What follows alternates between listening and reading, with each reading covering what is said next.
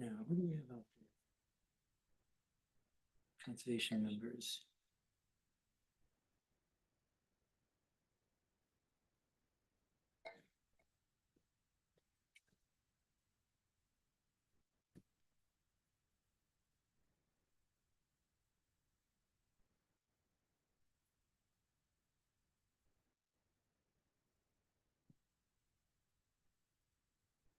Maybe. Ryan?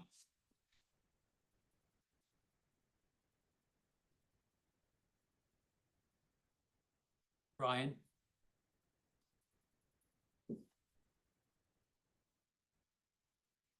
I think we're live. Can you hear me? I'm not sure. Let me try Amy.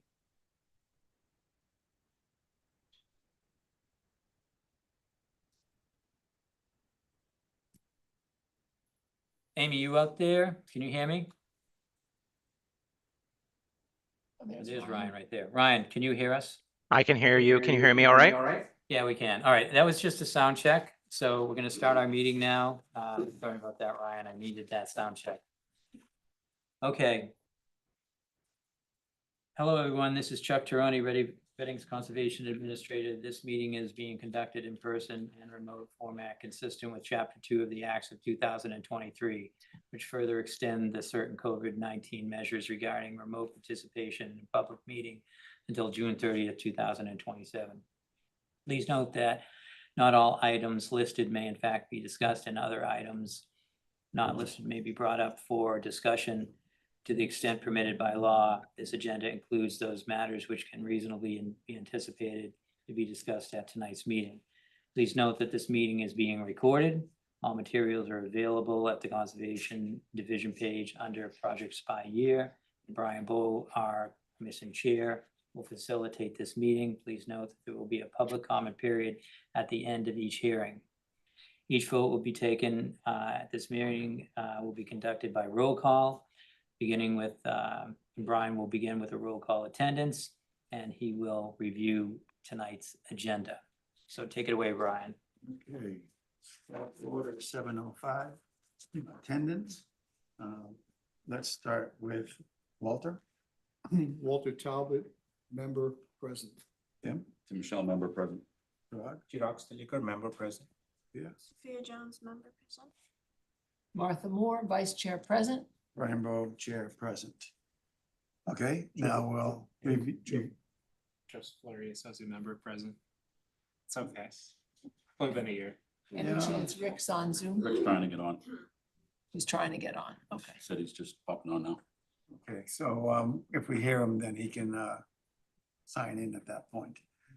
Okay, so review the agenda. First item tonight is a certificate of compliance request for Millette Sums and Morgan. Then we're having opening a public hearing on notice of intent for Parker Middle School, 45 Temple Street, to be followed by a continuation of a public hearing, notice of intent for 281 Main Street. Continuation of a public hearing, notice of intent for 178 4th Street. And that's it for hearings tonight. Then we have a number of discussion items, including minor plan change for 18 Knollwood and enforcement for 25 South Street, a site visit at Johnson Woods to discuss, Town Forest Committee liaison report, certificate of compliance at 1153 Main Street, vote for chair and vice chair, and then some old new business, which we can get to at that point. I won't go over it now. And finally, some minutes for approval, although I don't believe we actually have any to approve. We have one. Do we? Okay, so we have one to approve. Okay, having said that, before we get to the first hearing, Tim, do you wish to say something about CPA? Yeah. And please introduce yourself. I'm Kim Honert-Schlager. Well, first of all, thank you to the commission and to Chuck for giving me a little bit of time here. I'm Kim Honert-Schlager. I'm a Reading resident. I'm a retired town employee, and I'm on the board of the Ipswich River Watershed Association. And I'm here to let you know about an event coming up. Our executive director, Erin Bonnie Casey, will be giving a presentation about entitled, you see it up there on the screen, From Source to Sea, Reading's Impact on the Ipswich River. And we've been doing these state of the watershed events up and down the watershed in the different communities.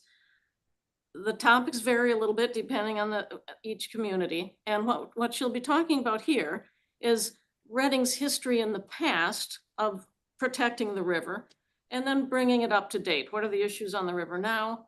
What is Reading's role, or how can Reading as a community help the health of the river? And what can we do as individuals?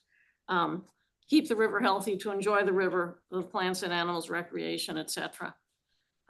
Reading is near the top of the watershed.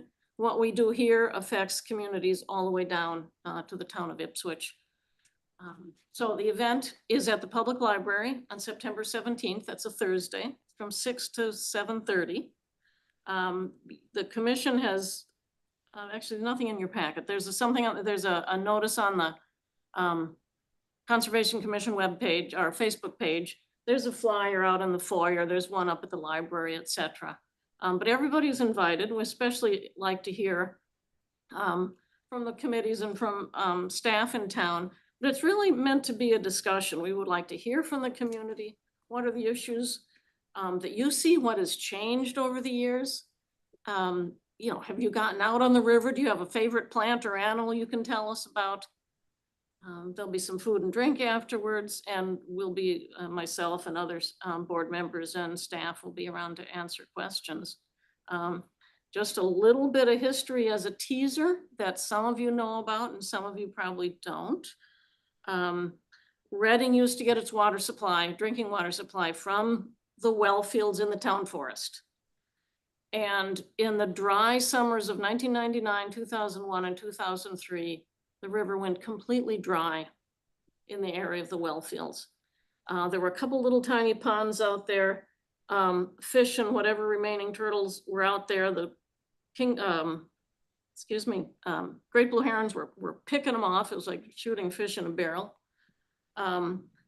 There were ATV tracks doing whirlies in the dust out there, and it was really dramatic. The water demands on the river were just too much and are still too much. But Reading, after that experience, joined the MWRA. So we now get all of our drinking water from the MWRA, and we have essentially saved the river in this area. So that's a little bit of history of how Reading has really worked to help the river. And then we'll bring this up to date and see what we can do now. So again, at the public library, September 17th, Thursday, from 6 to 7:30. I hope some of the commission members can be there, and I hope the public will join us. I hope it should be a really interesting dialogue. Any questions? No? Okay. Sounds like a great event. Thank you, Kim. Okay, thank you. Okay, getting to our first hearing. The first hearing is a certificate of compliance request from Millette, Sums and Morgan. And at this point, I think then the step is to schedule a site visit for there. Sure. So Amy Ball from Hosley Witten's here to Right. kind of start us out and take us up to a certain point. Right. And then we'll talk about a site visit. Okay, Amy, do you want to walk us through it? Sure. Is it okay if I share my screen? Yeah, and Amy, just before you forget, can you just introduce yourself for the record? Oh, of course. Amy Ball, Senior Associate with the Horsley Witten Group. And I see also that Ryan Percival is here, the town engineer who's also involved with the project. Is it okay if I share my screen? Sure. Yep. I just have a few, pretty pictures. Go ahead.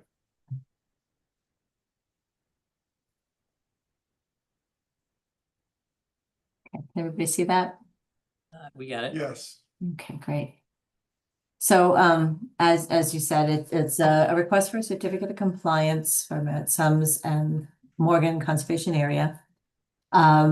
DEP file number 2700747. I'm sure that most of the commission is aware of where the project site is. It's the southwest corner of Willow Street and Lowell Street, where back at about 2021, there was an initiative to do some improvements in the stormwater and flooding, localized flooding in the Upper Mystic watershed.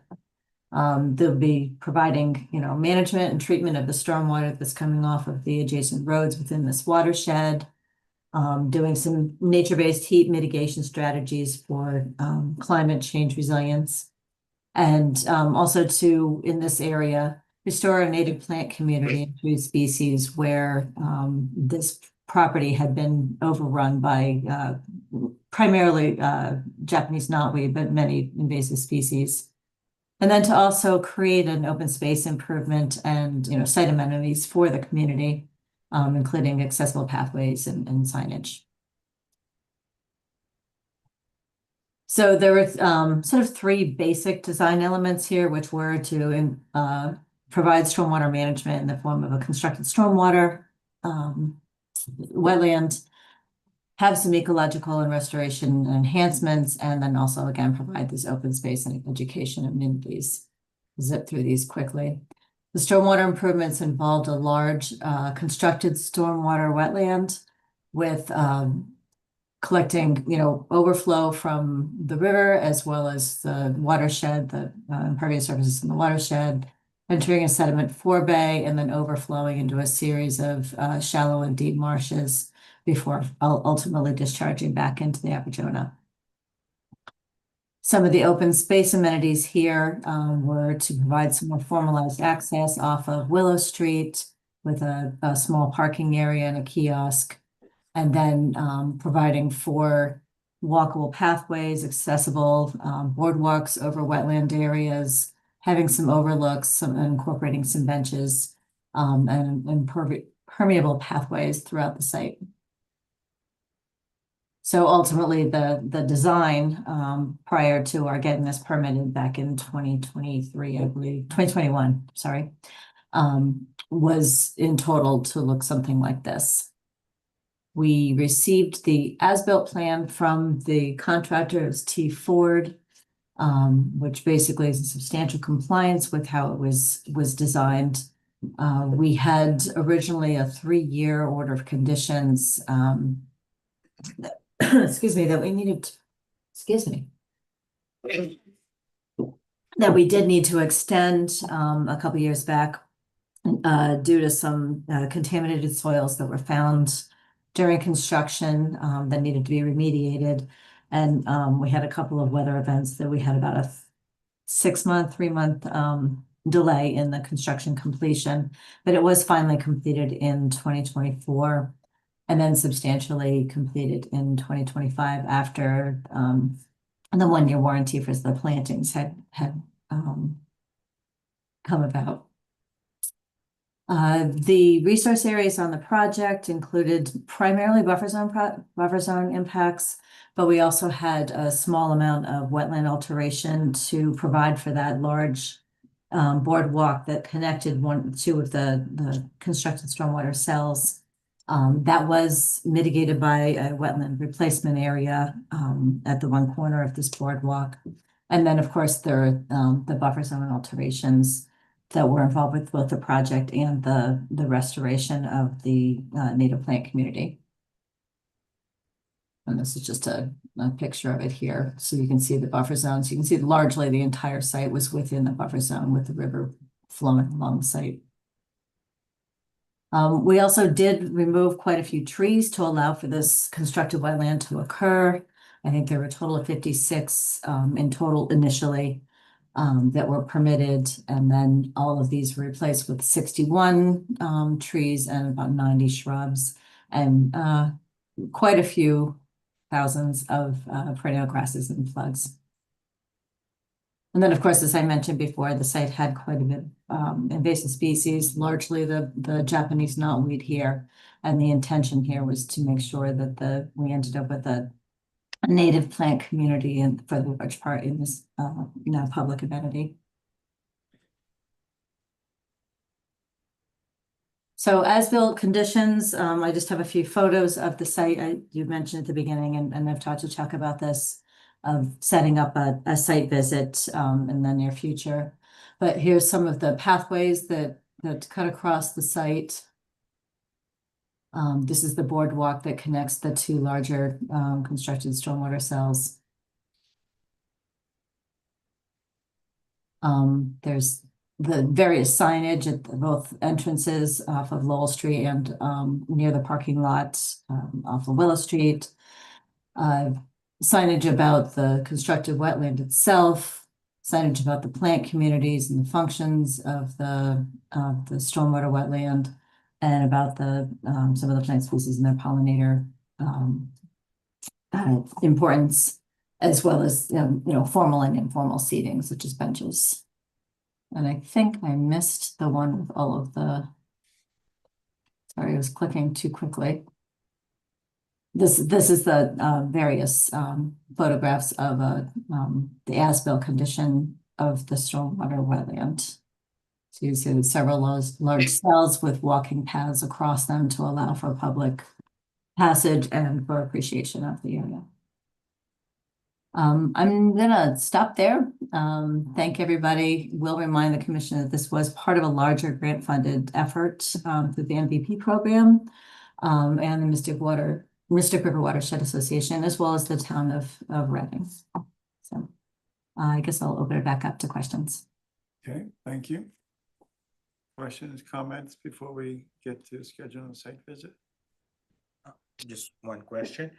Of course, firstly, amazing site, I think. But one thing that we had noticed last time was the trash collection. I think that was just one site, and there was something getting coordinated with DPW, because we had noticed that people were throwing, or I shouldn't say people, but it was flying around, and there was a lot of plastic waste close to water. Is there a solution to that? Like, was there something?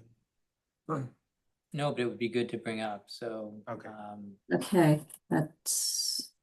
So that would be the Lowell Street side needs a barrel.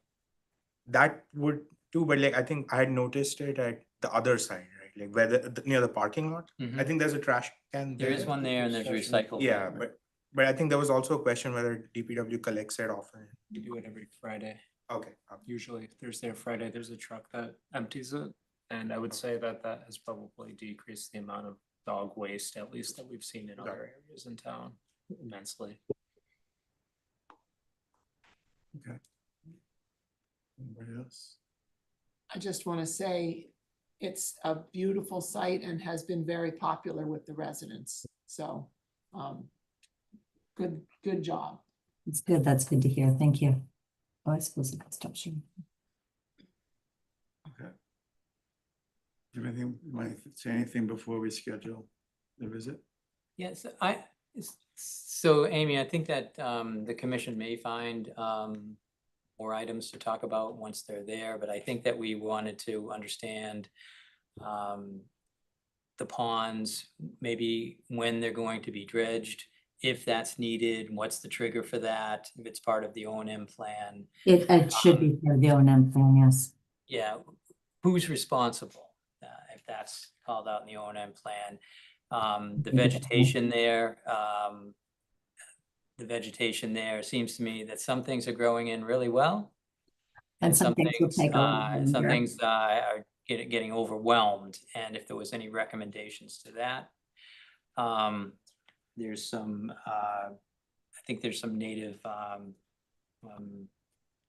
grapevine, pocket grape, something like that out there. It seems to be taking over a portion. We'd like to get some understanding of why that was left in place.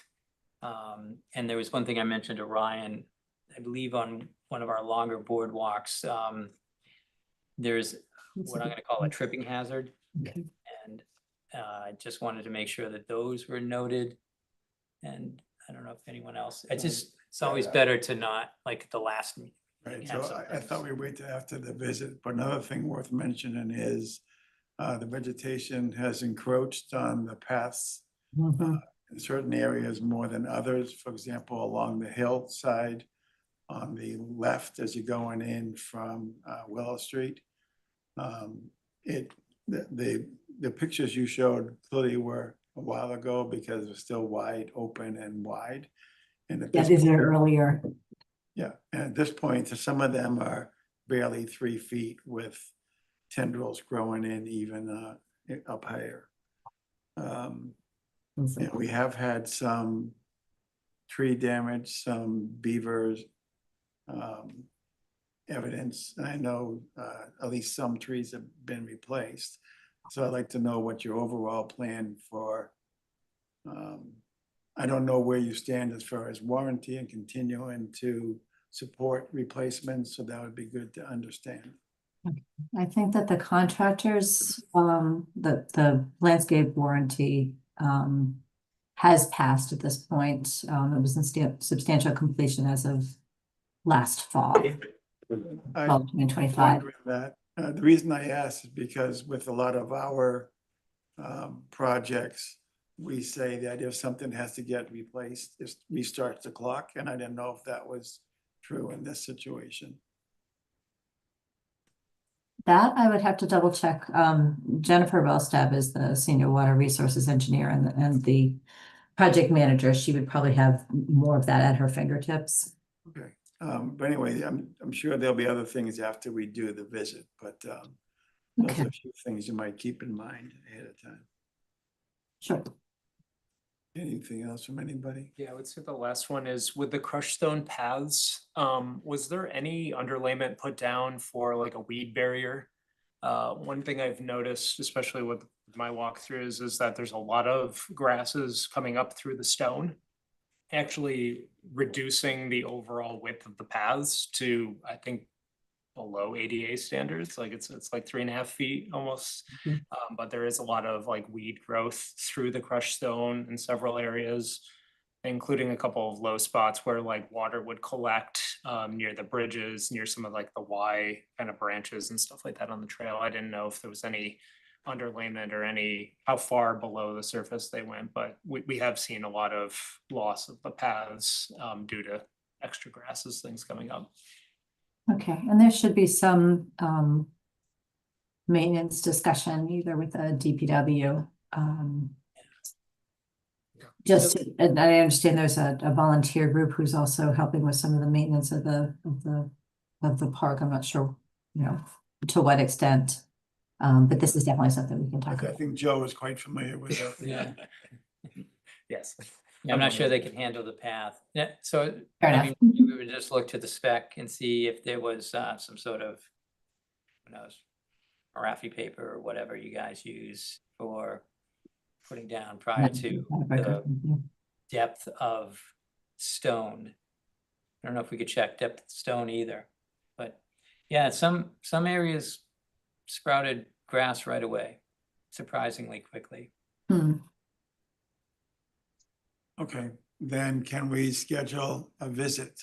Yes, I'd like to do that. So we typically do visits the Monday before our next meeting. I don't know that we need to do that for this. That one would be Labor Day. I know. Yeah, that would be Labor Day. So Tuesday may work if for people, or Wednesday. We've gone to those 2 days also, or you can schedule it anytime when we have enough commission members that can make it. So Tuesday, September 1st is the day after what would normally be our visit. Would that work for you, Amy? And would that work for commission members? It's election day, but I could do it in the morning. I would only be able to do it in the morning. The 1st or the 8th, though. Either one is possible. I'm not available on the 8th. Okay. When's our next meeting? Our next meeting is the 9th. Okay.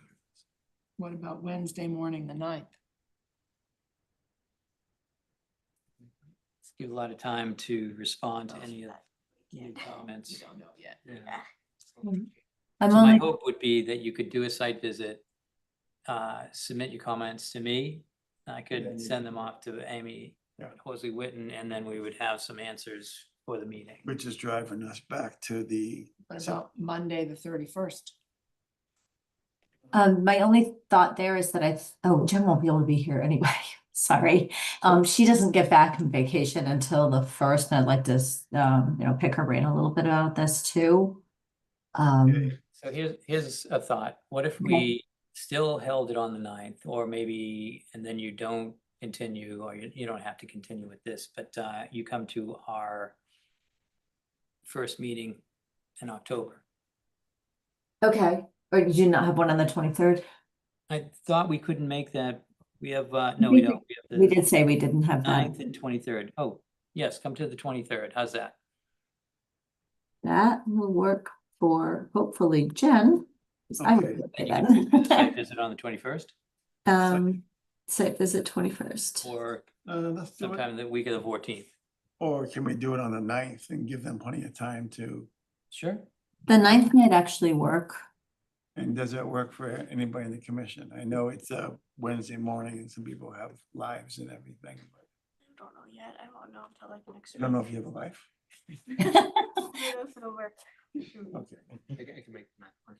all right. And I can do the 9th. And I can do the 9th. So that's planned for the 9th. And if Okay, people can make it on this end, that would be great. Can you make it on the 9th? Okay. So we're just planned for the 9th at, we typically start at 8:30. Does that work for you? Where are you coming from? I'll get there. No.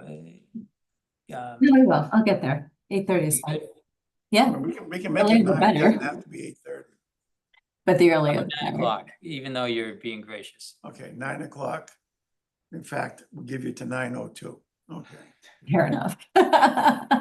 So it's on Wednesday the 9th. Oh, yeah. Given the location, probably better to avoid 8:30 with the school traffic. Oh, right. That issue. There you before. go. It should be fine by then, with at least awesome prep. So you should Yeah, be we're fine. just gonna Yeah, put but them out in 9 the parking o'clock lot. will be better. Yeah. Okay, enough? That sounds great. And then Okay. we'll plan on continuing or requesting continuance to the 23rd. Right, so we'll do the walk, we'll submit comments to Chuck, Chuck will pass them on to you, and you can have answers or whatever by the, Okay. on the 23rd. That sounds good. Okay. Right. Thank you. Thank you. Have a good night. Yeah, You good night. too. Bye-bye. Okay, moving on to the park and middle school. And it's here, I will read the blurb. Is there anybody else besides these people? Brian, I think we have a notebook. I'll be right back. Okay. You don't have to wait. Is there anybody else online besides Ryan? Are you the only two? And Steve over here, yes. Okay, so you're in the room, basically. Yes, we All are. right. I will read the blurb while waiting for Chuck to come back. Open the public hearing on notice of intent filed by Ryan Percival, Town Engineer, pursuant to Massachusetts General Law, Chapter 131, Section 40, the Wetlands Protection Act, and or the Reading Wetland Protection Bylaw, Section 7.1, for the replacement of the existing synthetic turf field, renovation of existing spectator seating area, and associated site improvements. Portions of the work are within the 100-foot buffer zone to a bordering vegetated wetland. The application and plans can be viewed on the Conservation Division page on the current project. Assessors map 15, lot 302, DEP file number 270-0812. Okay, do you want to start by walking us through the project? Sure.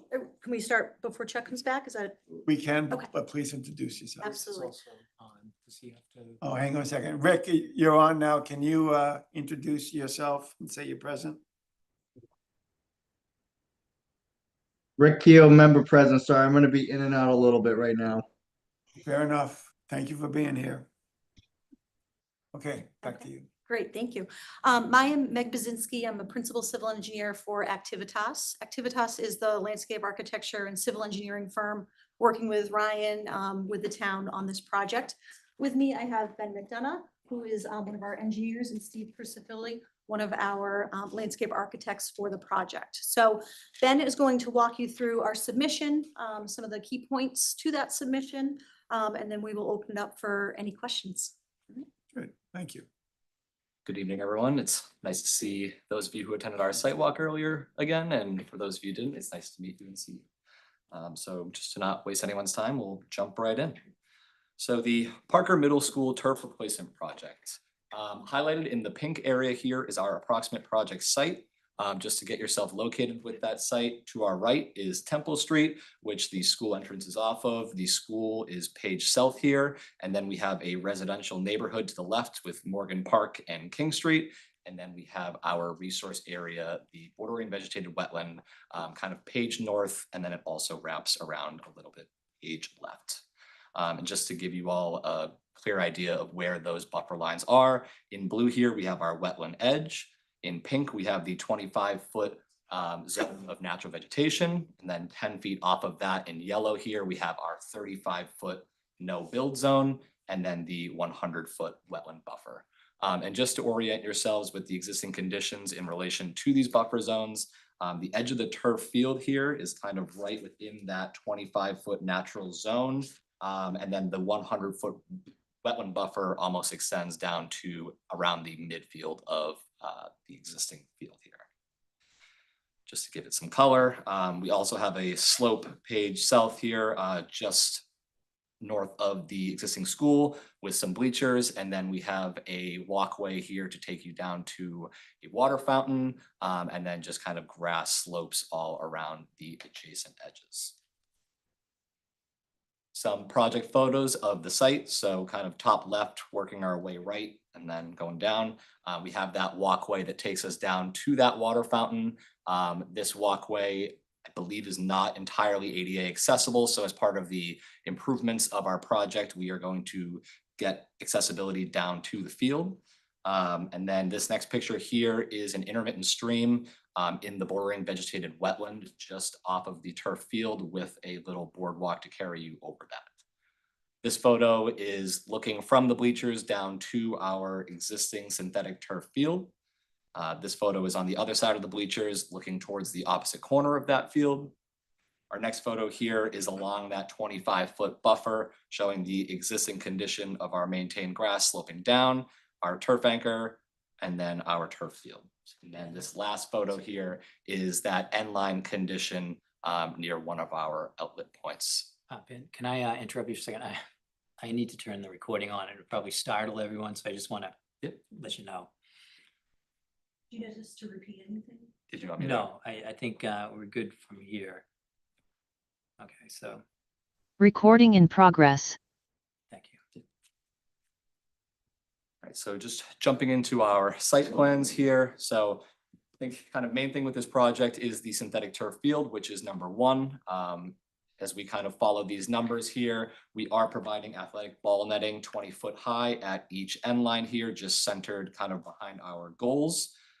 Number three here is our team areas. And as part of this, we are expanding our turf field Page South. So the goal is to bring those team areas from that lawn area in the 25-foot buffer onto the turf field. Number four, we have our new spectator seating area. So we are getting rid of those old aluminum bleachers, and we are installing nice new seat walls here and restoring some more of that natural maintained lawn slope down to the existing turf field.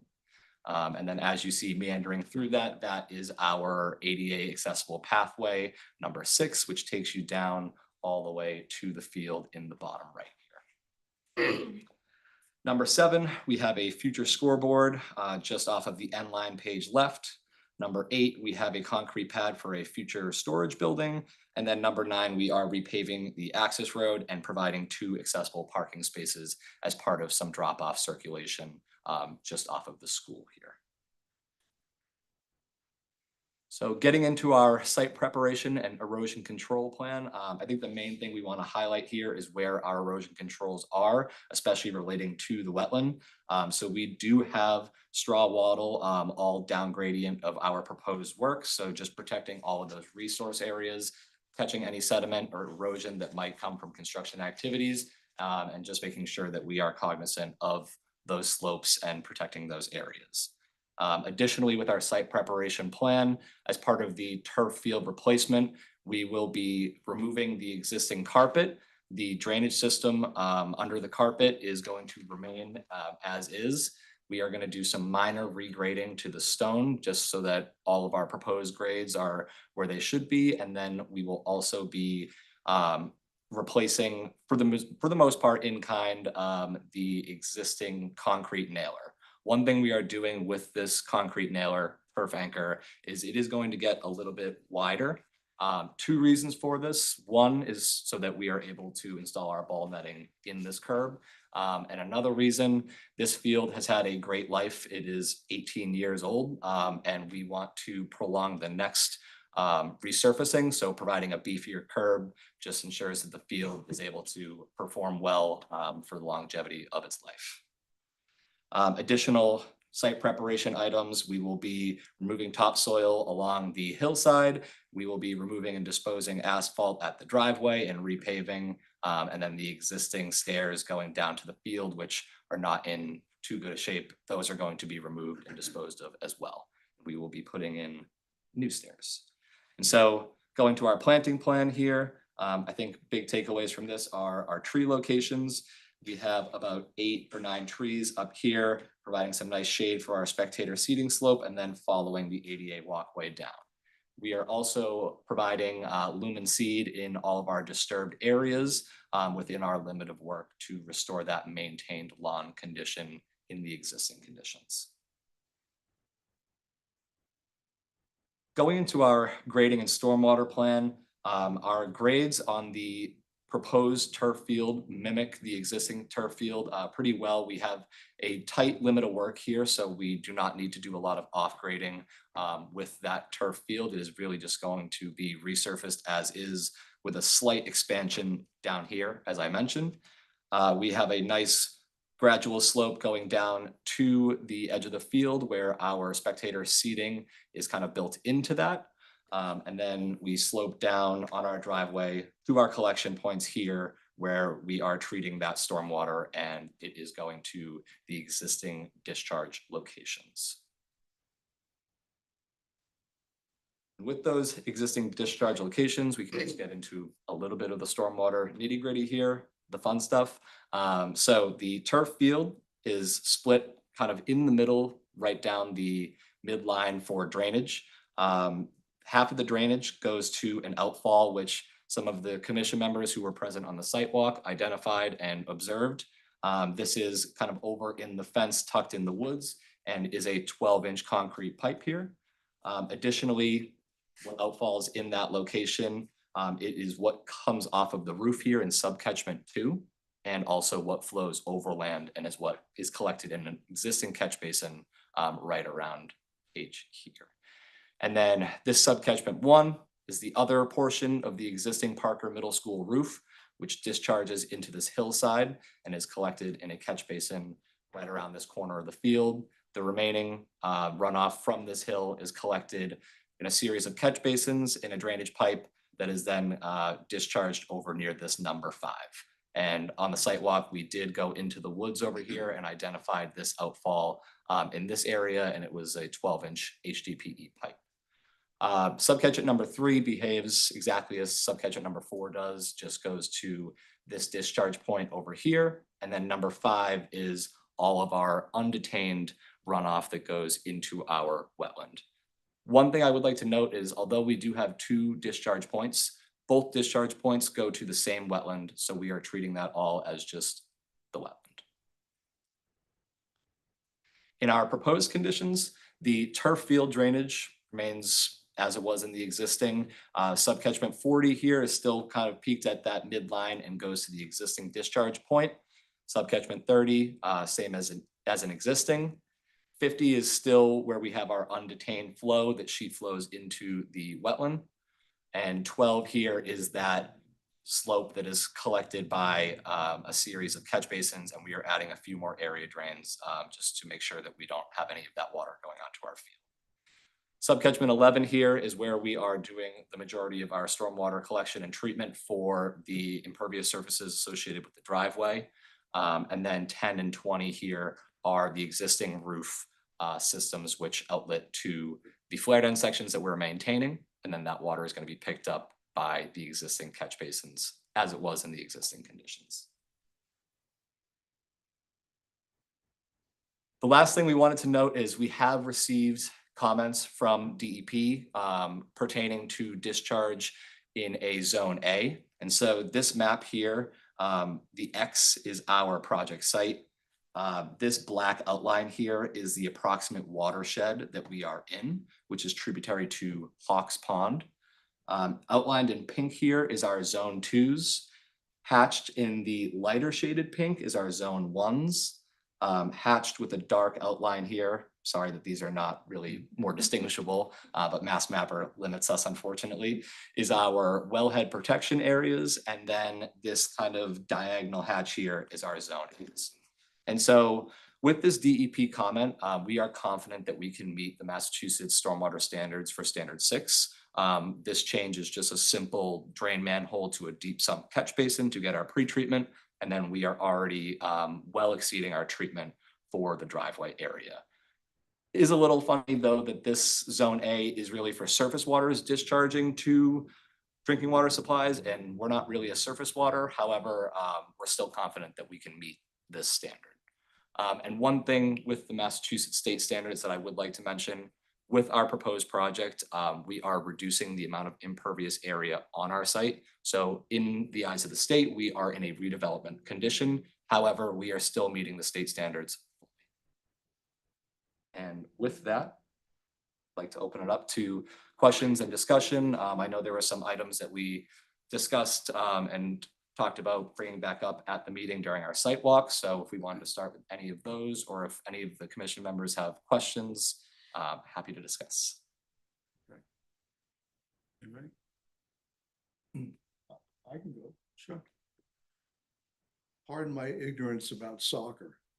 I know very little about it. It didn't exist when I was in school. But what I've heard when watching the games this past summer, no two soccer fields are the same size. And I just verified that today by looking on the internet. Can this be shrunk a little bit so you fall outside of the 25 or the 35 without endangering the sacred dimensions of a soccer field? I can answer that if you'd like. So I think what's important here is that, we have the 11v11 field, but we also have the 7v7 fields going across. And so while we could shrink the 11v11s, the 7v7 length would be really inhibited by bringing that outside that 25 foot. So we would prefer not to do that. In addition, we are already shrinking that 11v11 field in width because we're actually right now, the teams sit outside the grass field, right, or outside the turf area into the grass in order to, expand that space. So by bringing them in, that's why we're shifting over slightly. So it's a little bit different in that way. So I guess to your question, I don't think from a programming standpoint, the recreation department would like to do that because it's going to start to shrink that 7v7 field, which is very impactful to those players.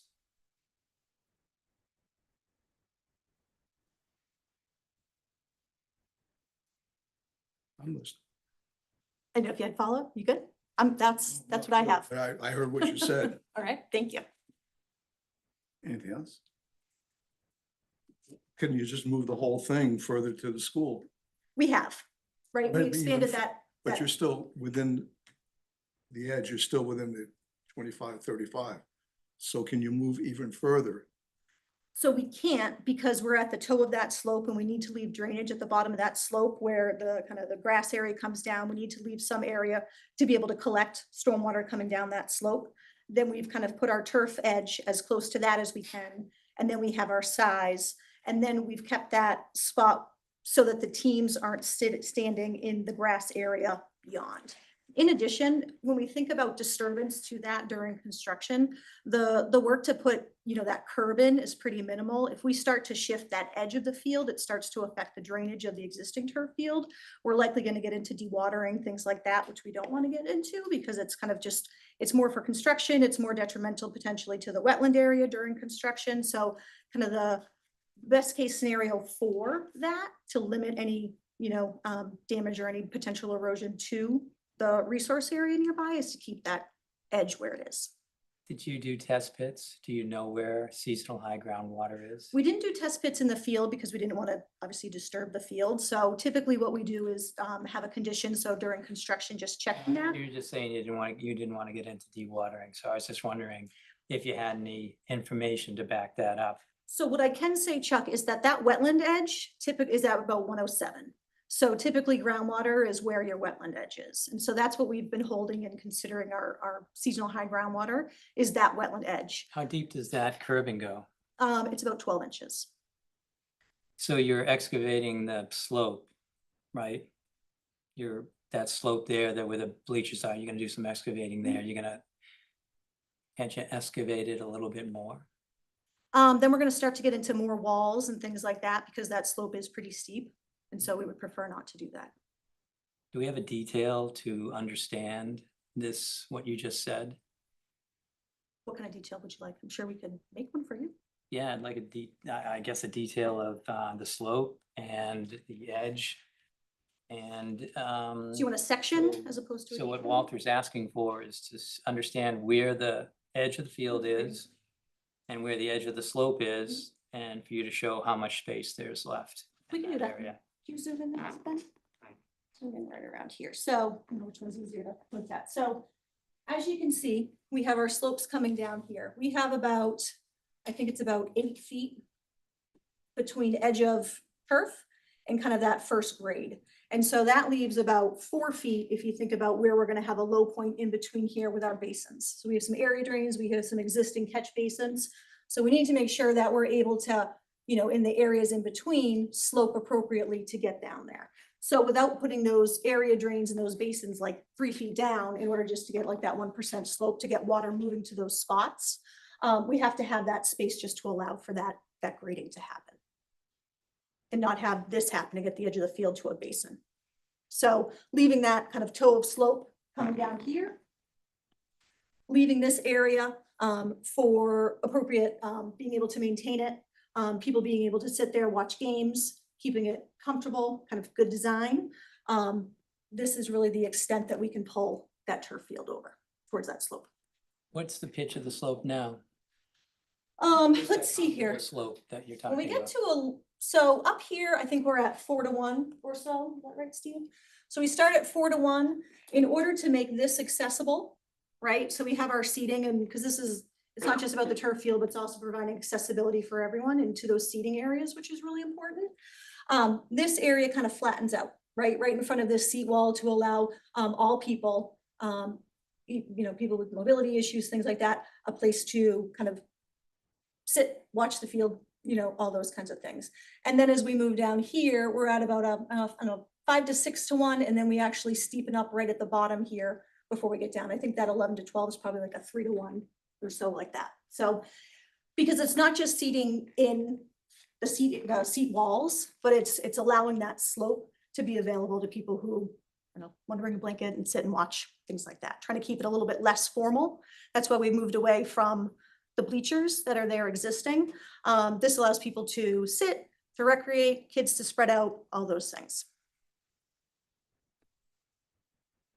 Would these seat walls look more like the new ones at the library, sort of an amphitheater thing at the Exactly library? those. Yep, exactly.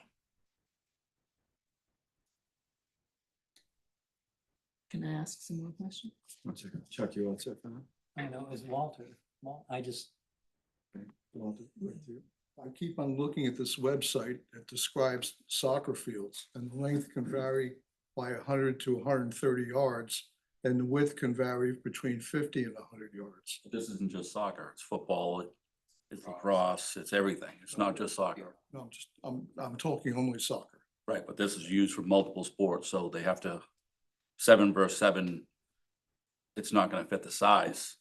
I mean, it could for soccer, but not for lacrosse and not for football. Because they play middle school games there, they play all different sports there. So for soccer, you can move it, yeah, but you can't accommodate multiple sports. what's the layout for the 7 versus 7 on this here? Are we shown that? Yeah, that's the white line. Yeah. Is it the white line? So, and you have to remember too, it's not just about games, it's about practices. So the recreation department has been very clear that, you know, and this is for every town, this isn't just Reading, but everyone lacks recreational space. So allowing, you know, keeping that turf field kind of where it is on that edge and allowing us to bring kids onto the field for games, but also allowing for that additional space for practices, because it's usually not just one team, it's 2 teams, 3 teams, 4 teams, depending on how many kids are on a team and things like that. So I just think that, you know, I can appreciate that there's that 25-foot. I don't believe that there's been anything detrimental, to the best of our knowledge, of having that existing edge within that 25-foot. So moving it's, I think, going to be more detrimental during construction, and it's going to decrease, you know, just program space. The for 25 recreation. foot is the zone of natural vegetation. What's detrimental is it's lawn now, and it gets mowed every week. And I think what we've put in the NOI is that as mitigation, we would offset that and maybe not maintain that grass edge, you know, as it's maintained now. I think kind of to your previous, your last NOI discussion, I think what I put in there was keeping either 1 or 2 mows along the edge, just to make sure that we don't get that overgrowth. So if we allow that grass area between the fence line that's kind of further into the trees and the edge of the turf, we can allow that to go back to natural. We would just like to maintain a mow width or 2 to make sure that we don't get that overgrowth. What's the width of the mower? And did you talk to the DPW about that? Yep, we talked with Ryan about it, who's been talking with DPW. I think that mower deck is 5 feet. I can double check that. So 10 feet. 10 feet. What does that leave? I think that between the fence line and the edge of turf, which is Excuse me a second, why is it 10 feet, Chuck?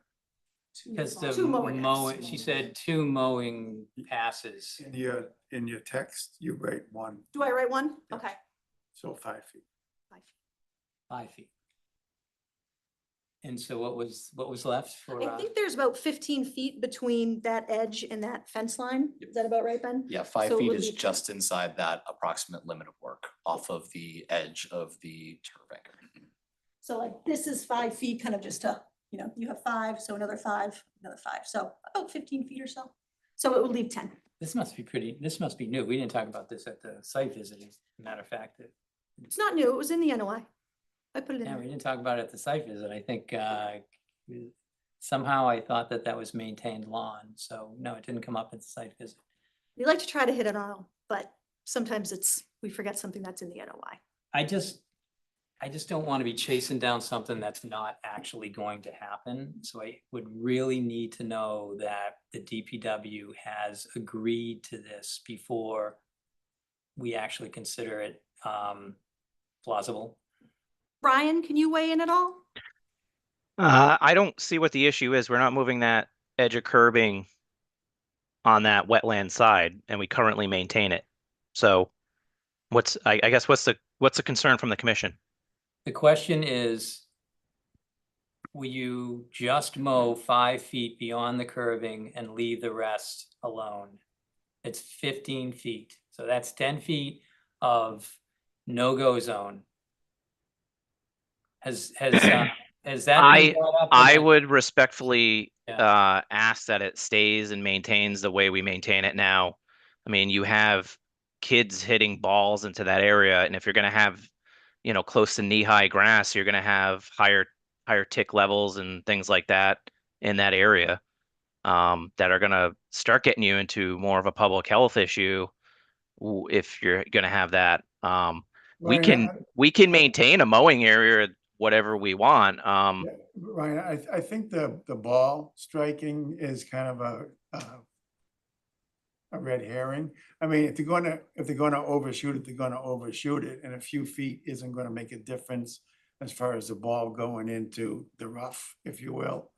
So I think the advantages gained by having the natural vegetation there outweighs the occasional ball going into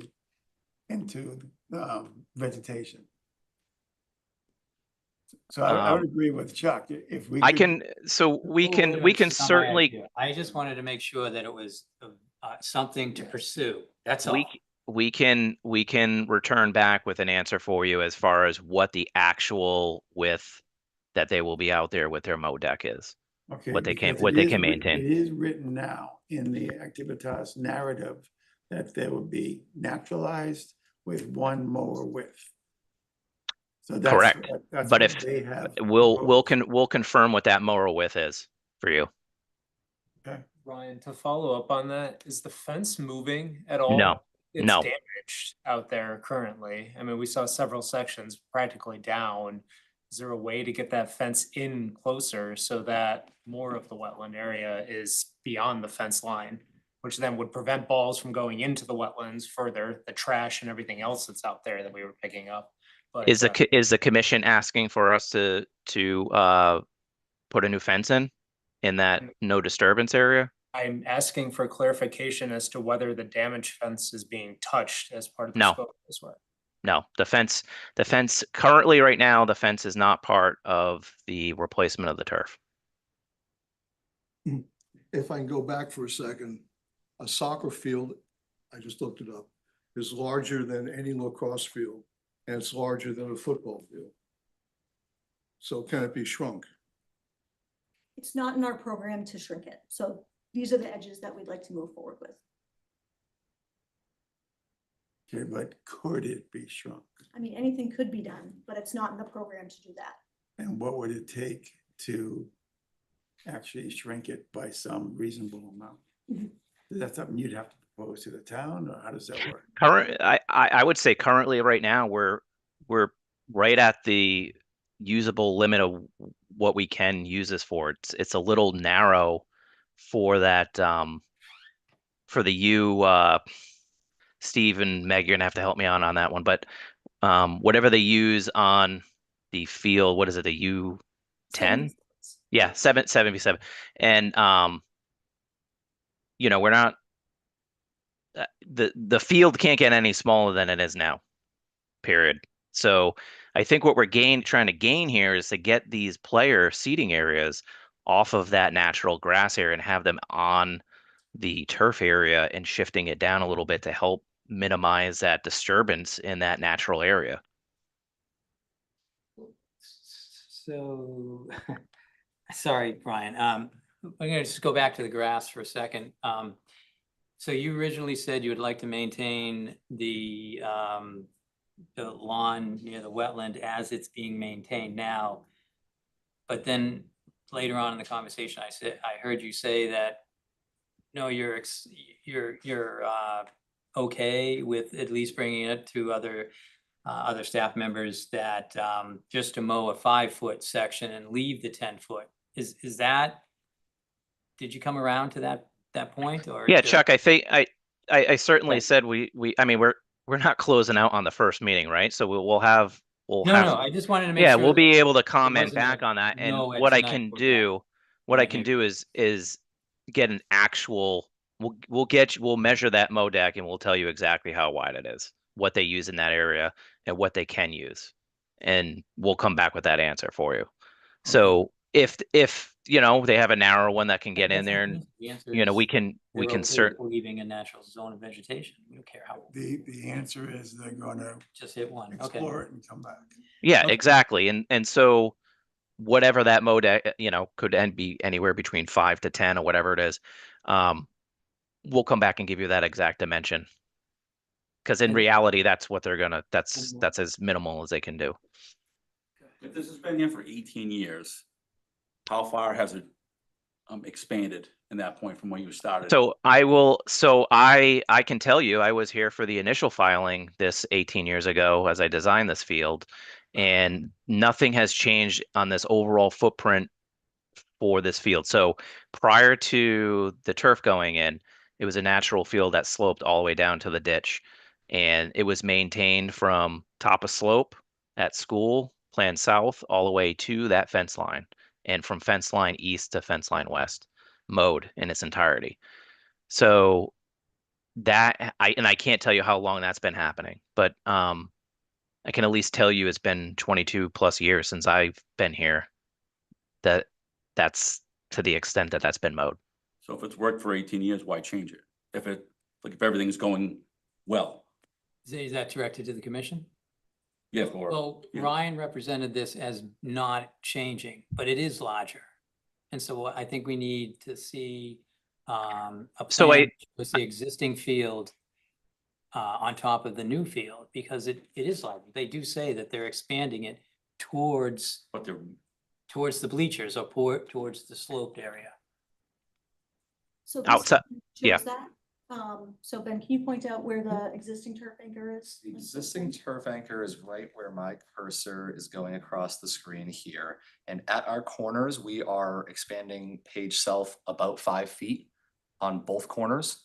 And then right here where our concrete meets our turf anchor, that is close, just under 10 feet. And the sides are staying the same and the back by the wetland is staying the same. So everyone knows. But our team areas are moving on to the turf. Right now, the team areas are in that grass. The teams don't sit on the turf, they sit in the grass.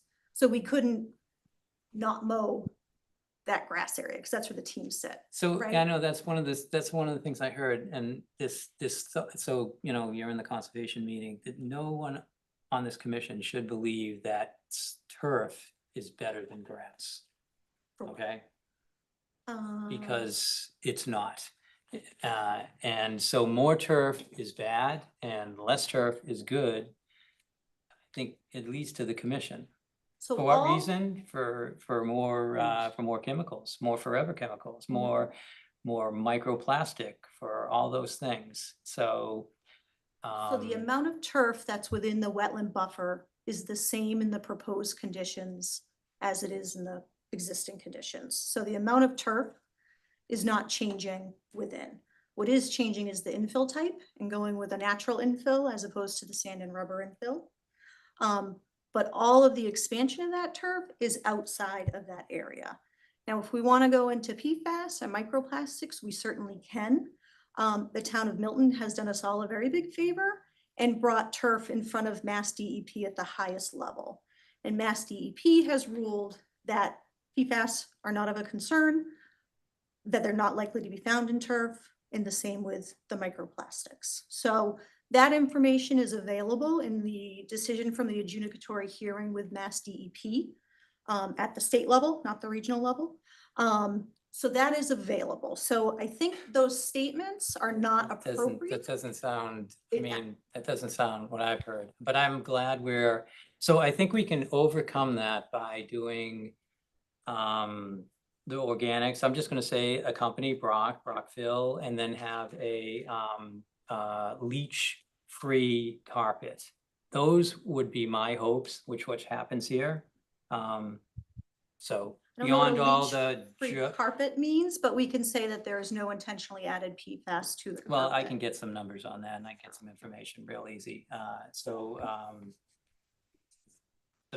at least, so as I understand it, there's certain carpets out there that consider themselves leach-free. So we would want to at least have that discussion. So the way it happens is, yeah, it seems like there's this part where we can't actually tell people what we want here. We have to kind of leave it to the guy that wins the bid. And so, which is hard, but I think if we had a carpet and we could say definitely Brockville, and then we could choose a carpet and then have them bid on that, that would be the best. I don't know if we can figure that out tonight. Carpet. We can certainly choose the infill in the, but the carpet, I don't think we're gonna be able to choose. However, our specification is a performance-based specification, and so we put that information in there. So we require them to provide, previous testing showing, below detectable limits, all those kinds of good things. So all that information is gonna be required. Sure. And do we have access to those specs? We are developing them and you can have access. I mean, you can look at. Can you get them to us before our next meeting? Steve, what do you think? Probably not. We can look into it, and we can provide information that we would include in there. I don't know if we'll have the full spec, but we can include the performance requirements for those leachates, which we look at PFAS, we look at heavy metals. Those are the kind of the two big ones that have been of concern in the past. So we can show you guys what we include in our specification to require the bidders to meet. How is the commission supposed to review a project without the information if you don't have the spec? So no project comes to the commission with a full construction documents, and that's an industry standard. Everyone comes at a design development level. So those specifications for any project aren't prepared at this point in time. So we can provide that information, the performance-based information, and if you want to include what we're including in the order conditions, that's certainly possible. But that is not an industry standard to bring a full What construction industry are we document talking about? set. What's that? The conservation industry? I'm talking about the construction industry that would go before conservation commissions. So if I just may, I'm used to reviewing documents and understanding exactly what's going on in the field. so Chuck, if I just may step in here for a second, we will provide whatever we can provide without stepping over state procurement law. So there are certain things that we cannot release prior to a bid. We can give you design standards and things and performance standards, which we will. Full spec packages and bid packages will not be provided at this time if it's going to be a procurement issue. That we can't, with that we can't release before a bid, which is standard with what we do. So I'm not saying that you won't get our design standards. I'm not saying that you won't get what our performance standards are, which is what Meg is talking about. But to have a full construction document and bid package and spec package, that will not be in front of the commission. If it's going to break the procurement and bidding laws for us. Okay. Chuck, can we take it back to the commission for now? Do you have any? Yeah, I don't understand, take it back to the commission, but yeah, the commission could talk again. Oh, with later. Okay. Matthew, you had something? Yeah, back to the whether or not we mow up to the fence line question. The fence line is covered with knotweed, buckthorn, and bittersweet. And I'm concerned if we don't mow weekly up to the fence line, will we at least be mowing yearly to beat back those invasives, or we're just gonna have a stand of knotweed coming right up to wherever the once a week mowing happens? That's a great question. Typically, so when we kind of leave that to be naturalized, the idea is more, it's longer grasses, more very minimal shrubs, that type of thing. So to that point, we could certainly call for the maintenance to include a 1-year mow back, or maybe 2, kind of one early spring, late fall type of thing, just to make sure we knock back those invasives. Because that was one of the things I was looking at and wondering if there was any way to do some mitigation for this project by doing something about that whole, it's just invasives all the way along. And yeah, so the other question I had was, is there, often when applicants are building in the 25 or 35-foot zone, they are asked to do some plantings to mitigate for the project. And are there any sort of plantings that you guys can put in closer to the wetland line on that side? You've got these lovely shade trees on the hillside, but for the conservation, we'd like trees inside the 25-foot line. Mm-hmm. Trees, bushes, something. Yeah, I think that's something we can look at. It's a little bit of a balance between those two things, kind of keeping it so we do mow back to the invasives versus getting in, especially in the shrubs, just because the shrubs grow in, then we really can't start to do that. But I think we could absolutely move some of those shade trees and put some in that. Yeah, I just want to point out though, we are going to be very careful about, we have drain lines that go on Plan East there. And so we do need access to those and we can't cover those up. So it is going to be a balancing act with that. Just FYI. And I apologize, Martha, I was thinking kind of Page North, kind of where those weren't. So if Okay. to that, absolutely. Oh, I see what you mean about the drain lines pages. Yeah. There's a lot of drains on. Yes, so they wrap around the perimeter. Basically, they wrap around Plan East, Plan West, and Plan South, and then you have a sewer line that goes straight through the middle of the field, which, yeah. So there are considerable amount of utilities on that right-hand side, which we would need some clear access to. Mhm. Okay. I was just wanting to point that out, just so we're all looking at the same thing. Right, and you're talking about having ball netting on both ends of the field. And I understand that there are issues with things flying at night getting caught in the ball netting like owls and bats. Is there any way that that can be, I don't know, rolled up like a window shade and rolled down at night so that the bats don't fly into it? Is there any sort of wildlife protection we can have for that ball netting? So that is difficult, and I don't think it's realistic, to be honest, because DPW would have to come back every single night to move things around. What we can do and what we've done before is actually to have signage so that if someone does come there the next day and they see, something caught in, they know what to do, they know who to call. And we found that to be effective. We've done that in a few municipalities. So, I mean, that certainly, we may not be able to move the net up and down, but at least, if someone does see that, they can call the appropriate parties to address it. So if you've got an owl caught in the night and it's still there in the morning, somebody would come, like a wildlife officer would come and release the owl. That's what you're talking about. Yeah, yeah. And that netting is, it's like an owl, I don't think is likely to get caught because it's about 1.5 inches, maybe 2-inch squares in those. Smaller bats are, potentially bird, maybe more potential, but the larger flying species probably not.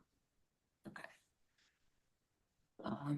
All right, I'm also concerned about when you take away the current field. How are you gonna contain the crumb rubber so that it doesn't get into the wetland as it's being taken away? Is there any sort of vacuum that sucks it up or anything like that? So that's not how they're doing it now. So the recycling plants actually want the turf and the infill in it. And so what they do now, procedure-wise, is they go through, they cut, and then they actually just roll. And so all those carpet rolls roll from kind of page north to page south, keeping it in there. So anything that did come out for whatever reason, as they kind of, as they remove it, what they use is a lull, and they put the little fork in there and then bring it up to wherever the truck is to unload it. If any of that shakes out, it's most likely going to be on the page south side of the site, away from the wetland as much as possible. We will have all our erosion controls around all sides as well. So if for some reason there was some that came out, it would be collected, within that erosion control. It's not anticipated, there's really no reason that things would be caught up in the wind and blown anywhere. The infill's just is too heavy to do that, barring a hurricane where everything goes. But so I think what we can put in our specifications is that when they do their removals, that we ensure that they're rolling from page north to page south so that any movement of that infill comes out away from the resource areas. Okay, hold on a second. Mhm. So, so a lot shakes out when they're moving it. Is there any way you can just put something down on the ground so it would be easier to clean up than grass? We're gonna be 5 feet away, with So our. where do all those storm drains go to? The storm drains go to the wetlands, and so all of those storm drains will have silt sacks in them. So anything that came out and went into those storm drains would be So I'd like to collected in that see silt that sack. that the crumb rubber doesn't get into the grass and we don't have to rely on the erosion control. So it would be, I don't know what you could do because it's uphill, but it would be great to see a plan to, I don't know, just kind of like have an area that is monitored and maybe there's something on the ground. So if things get picked up and shaken out of the carpet rolls, it's cleaned up. Now, once you get to the pavement, you can sweep that up. I see that, but I'm a little bit concerned about the grass area. Yeah, I think just to, if I may, and again, this is bordering on means and methods for what they're going to do, but certainly there could be something that we could to state in the specs for that. But in all likelihood, what you'll end up see them doing, they may even strip that area of topsoil first if they're coming in from Morgan Park Drive and utilizing that area. So that may be all strip toe of slope. Some of the removal may be done on the bleachers, and then they may come down and move that. So you wouldn't have it captured in that grass area. You know what I mean? Because you'll be down into the subsoil at that point. We don't, wouldn't want the crumb rubber anywhere on the ground. I understand. I understand, but I'm also stating like there may be a containment, an ability to have a containment area if they do strip. Is it possible to, I thought you started to say something that made me think you were heading to not go up the field, but there's that road on one side, and it's flatter over there. Is there possible they could offload it off the field on that side? It is a lot Yeah, so flatter. that's the construction entrance is off that road. That's what Ben's pointing out right now. So that is, they won't be going up that slope. Can you put that other Ben? Yes, so Oh. this arrow with the dark dash here, and then this hatch is our construction entrance. So they'll be able to pull these rolls right off the field. The construction entrance has some fabric and stone, so that's all contained, and then right to the trucks on that street and out. So Right. any open soil would be easier if it's flat, so they wouldn't slip, to be covered up with something like a tarp or a sheet, Right. sheets of plywood or something like that. So it seems to me that a harder surface would be easier to clean up if there was such a thing. And then we would do, like you said, the storm drains would have silk sacks in it, and we do street sweeping. And then we could really make sure that we're not losing anything, because we're getting rid of it anyways. It shouldn't be left around. I mean, I think that sounds easier now that we're going out this flat area. Yeah, and if I may, I think that construction entrance is serving the purpose of what you're describing, because the fabric there would contain anything that fell on it, and then they would just remove that entrance, and anything in that fabric would get rolled up and taken away. So that kind of Construction is entrance has fabric underneath we call for a fabric and then riprap stone. and the fabric doesn't get, No, it's just a geotextile. yeah, I'm just wondering if it gets chopped up with the stone on top of it when they dig it up and all typically, that. but we can look at that. I think too, what's different than some other projects and some of the resurfacing that's happened in Reading is that on those projects, we had reused infill. And on those, as the carpet they have this cool machine that comes up and the carpet goes in, and those it gets shaken. And that's when we see more of that infill going. But now there's no shaking. We're not trying to get that infill out. All of the infill is going to stay in that carpet. And that carpet is so old, at 18 years, most of that infill is kind of staying in there because the fibers have kind of crushed down and are holding it in place, which is helpful. So I think we can absolutely do that. I think that construction entrance is going to do what we're saying. And I think just in comparison to some of the other ones you may have seen, we're not going to see that shaking, which did have more movement of infill. So that'll be helpful. I did see an area where the contractor did put down plywood and did put plastic underneath it or something that wasn't going to rip. It didn't rely on having to go through the stone and whatnot that's in the construction entrance. So I would still hope that we can get to a point where this protective layer is on top where they're moving things out. And when you cut the pad, those edges are gonna drop all the crumb rubber. Yep, and there's some cleanup for sure. But I mean, we can't get stuff under the carpet as it's being pulled up. You know what I mean? So in the grass areas, I kind of understand what you're saying, but. No, I'm not underneath concerned the- about the field and, Okay. I mean, I'm assuming you're gonna take off an inch or so of the sand. And so that's gone anyways. And so that'll get cleaned up, but I'm talking about going outside where we can't control where the runoff goes. We can look at that. Back to me. I also had a question about, operation and maintenance plan. What happens to this field in the winter? Does it get plowed if it gets snowed on, or do you just wait till the snow melts? Snow melts, right, Ryan? You guys don't plow? We do not plow. What if it snows on Mother's Day and it's already spring sports season? We wait for it to melt. Which, good news is, these fields melt pretty quickly. So there's no plowing. We don't mechanically plow these. Okay, so we don't need to have a- Basically the no reason plow. being is that it does shorten the useful life of the fields if you do try to mechanically plow these.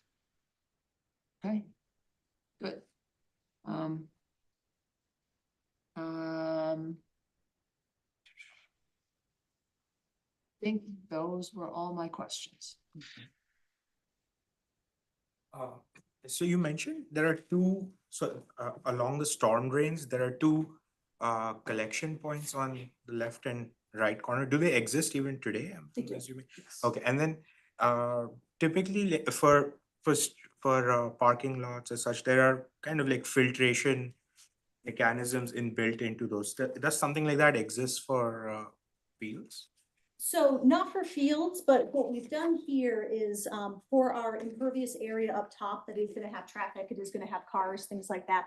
That is being collected, treated, sent to the infiltration basin that you can see in that hatch right there before it outflows. So all that treatment of all that impervious surface associated with the drive and where cars will be going happens up top.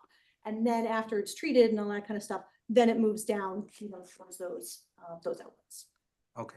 And I know to Chuck's previous point about PFAS, et cetera, from the fields itself, and you mentioned there's another town study that sort of alleviates that issue, I guess, but do they look at like what happens from the field and does that eventually have to be filtered? And are there any ways to do that? No, I mean, what really happens is as water comes through that field, it almost acts as like its own sand infiltration, right? So or sand filter.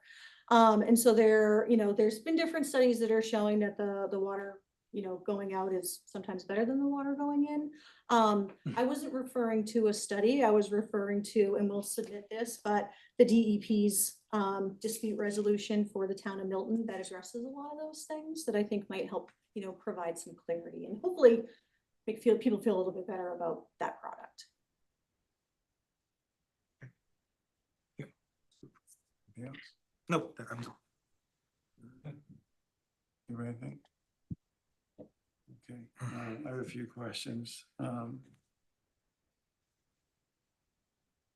Essentially on the operation and maintenance plan, it talks about restoration plantings. And it says 75% survivability.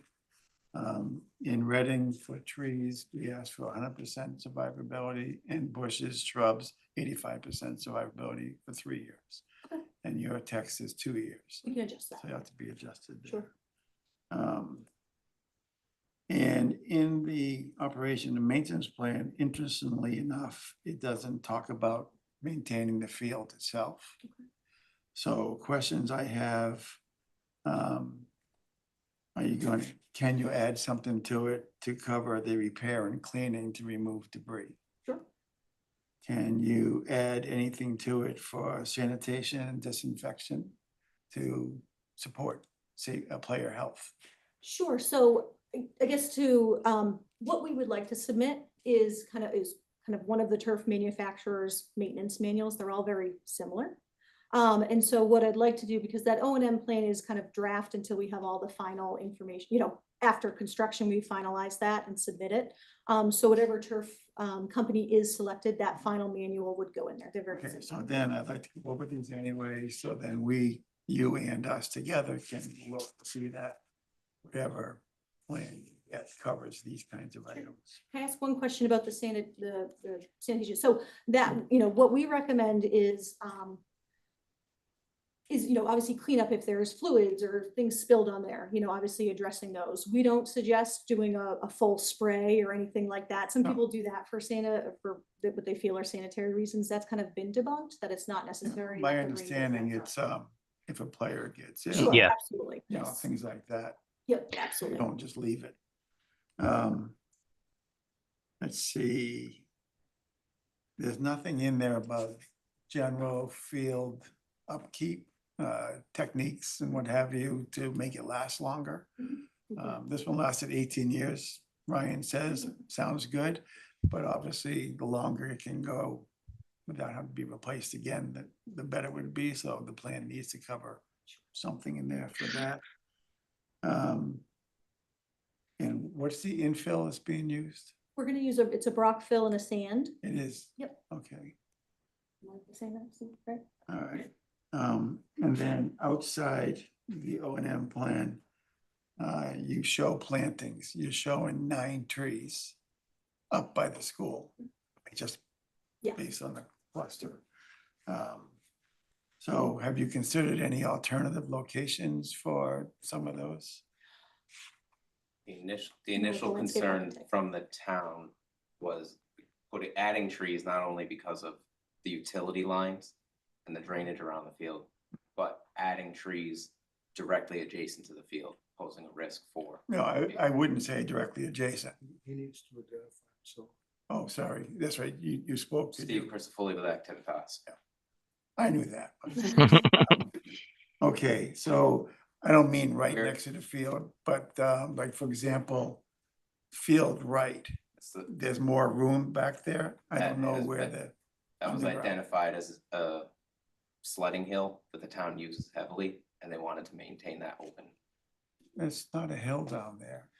In that flat area, we can certainly look at those and. Yeah, kind I of mean, move trees just around. to We're- spread them out a bit. Yeah, we can do And that. over there, because it's shaded and what have you, seems like a good growing area, Sure, sure. not much direct sunlight, so Yeah. just kind of spread them Absolutely. Ryan around. did We- say there's drain Yep. pipes underneath there. Okay, so If you if look on you could. where he's wiggling his cursor, that's Okay. all full So it of could be drain shrubs, too. lines. Yes, perfectly correct. Could be shrubs Yep, we can or absolutely. do bushes, that. as we call it. Yes, so you do have, I just want to, you can kind of see it there, Ben zoomed in. You have 2 drain lines, so Okay, yeah. So we have to thread the needle. We have to be careful what we're doing over there and yeah, still no, have that. I understand that, and Yeah. obviously you should be, but if there's any other place you could move some of these or put in shrubs and bushes, that would be good. Yeah, and just to Steve's point, on page south, not that this matters to the commission, but we are trying to maintain that open little hill area for kids to go sledding on still. So that's why you kind of see that little bare area. I think that's why he was mentioning that. Okay, no, I get Yeah. that, but having had kids grow up and use that, they're not going all the way down the hill. Yeah. No, They well, don't then have the body mass for that. Okay, all right, is there any new drainage being installed? Yes, so we have drainage, not in the field area, but we do have at page bottom. So we have the drainage network that's gonna collect the runoff, and treat the runoff from the drive. So is that what's meant by the installation of new drainage base at shifted sideline? So that's up by the slope. Oh, no, that would just be the stone that is in that, sorry, what did I write? It's inside. Installation of new drainage base at shifted sideline. Sure, so that will just be, that's not, it's not pipe and things like that, it's just the crushed stone that's kind of associated with the turf field. And so that would be installed where we're kind of from here to here, where we're expanding. And what happens is there's a perimeter drain, you know, within the existing field area, and that base would just be designed to slope towards it. Okay. You also write about installation of stormwater infrastructure. And so that's this infrastructure up top. So we have catch basin, drain manhole, and connecting into the existing drainage down below. But what we have in here for TSS water quality as well as phosphorus is this subsurface infiltration basin in this location. So, you know, we'll have all the maintenance associated with that. And going back to the O&M plan for a minute. It talks about certain activities in a schedule for inspection, cleaning, and what have you. So things like area drains, and subsurface detention system. Maybe this is a question for Ryan. Ryan, do you know when those were inspected, were cleaned? Are you referring to the field? The field one? Well, I'm referring, okay, so in the O&M plan, which is for this work. Yep. It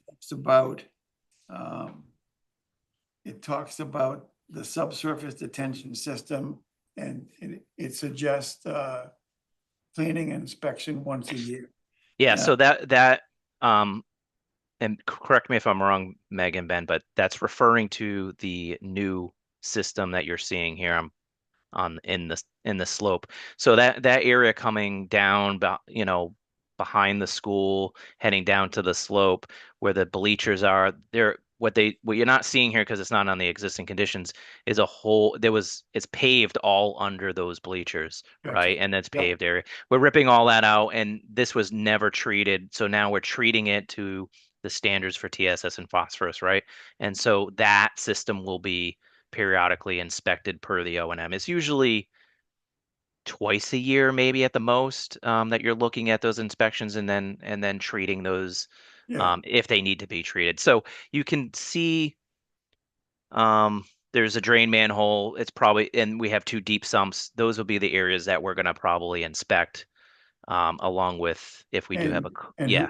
who's the we, Ryan? So for this would let's just say it falls under DPW general, but DPW. you know, highway probably is the one that would look at something like But that. But either way, it's Reading Town Government. Or oh something. yeah, so Reading DPW, Reading Town, yeah, that's who's gonna do O&M on this. Okay. The field itself, I don't want to really get into too much, but there's warranties and O&Ms that we request from the turf fields to maintain the surfaces for a while.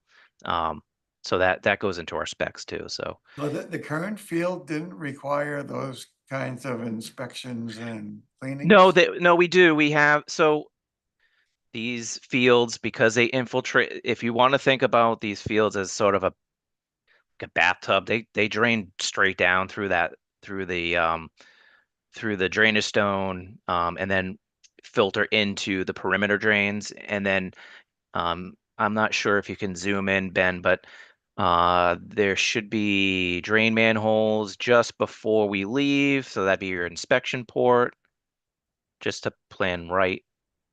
That manhole over here, right? Yep, right there you go. There's one that we would check. And then there's one to the left. There should be another manhole. There you go. That Yep. goes into the manifold. So Yeah. again, those act as like your clean outs, right? Without having to get into the field. Yeah, I So saw those yep. today when I was there. Yep. So we would pop those, we would take a look, and that's really where we're going to be looking to see if we have any migration of anything. But we don't, it filters through like stone, so there's no migration of anything. Yeah, okay. So Yeah. that's it for my questions for now. Doug, do you have any additional questions? I didn't know if Joe had questions first. Good. Oh, yes. Hang on a second, check. Walter wants one more. Yeah, looking at the stormwater report, 2.1.6 section, you've chosen data from the NOA Atlas 14, Volume 10, Version 3 of August 4th, 25. I noticed that you chose the data that has only the 75% arithmetic confidence. Is there any reason you didn't go to the higher of the ranges? In light of the IPCC report saying we're going to get 25 to 30% more rain between now and 2040. So I believe your regulations call for that. So if you have a bylaw change and the bylaw change goes to that higher one, we'll certainly do that. But at this time, that's not what you're. No, we say that you have to use the NOA report, but you choose what values you want to use. And that's what the standard has been, for all our projects. So that's what we do. So you feel confident we're not going to get more rain than that in the next 20 years? Sure. I won't be here.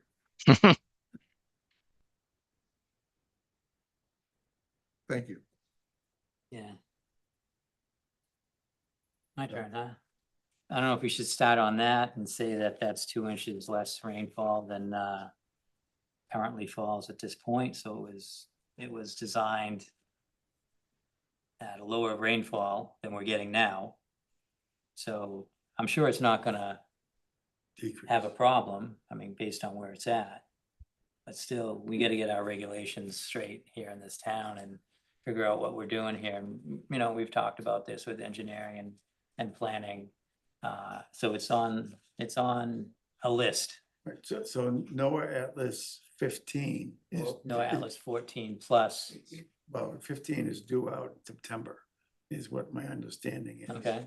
So could we require that now, even though it's not officially out yet? Or? So we could have our own standard and our own regulations, and then we would be I guess in the lead as far as the other departments. But I think what was discussed with planning and engineering is that we would all agree on it and we would all be consistent. So. All right. Yeah, to that point, Brian, that's a more global of a discussion for the town, which we're working on for stormwater. So we have consistent rainfall frequency data that we're using. So currently, right now, we're meeting what we ask for now for everyone, which is a NOAA Atlas 14. That's not to say that that won't bump up or go down. It's not probably going to go down, but So that standard will probably change. But there's going to have to be regulations put in place and things like that that we can. how often do you revisit that choice? I mean, We- how long is it likely to be before you consider 15? Again, this is not we're going to have to do this across the board through planning, CPDC, conservation, engineering, building.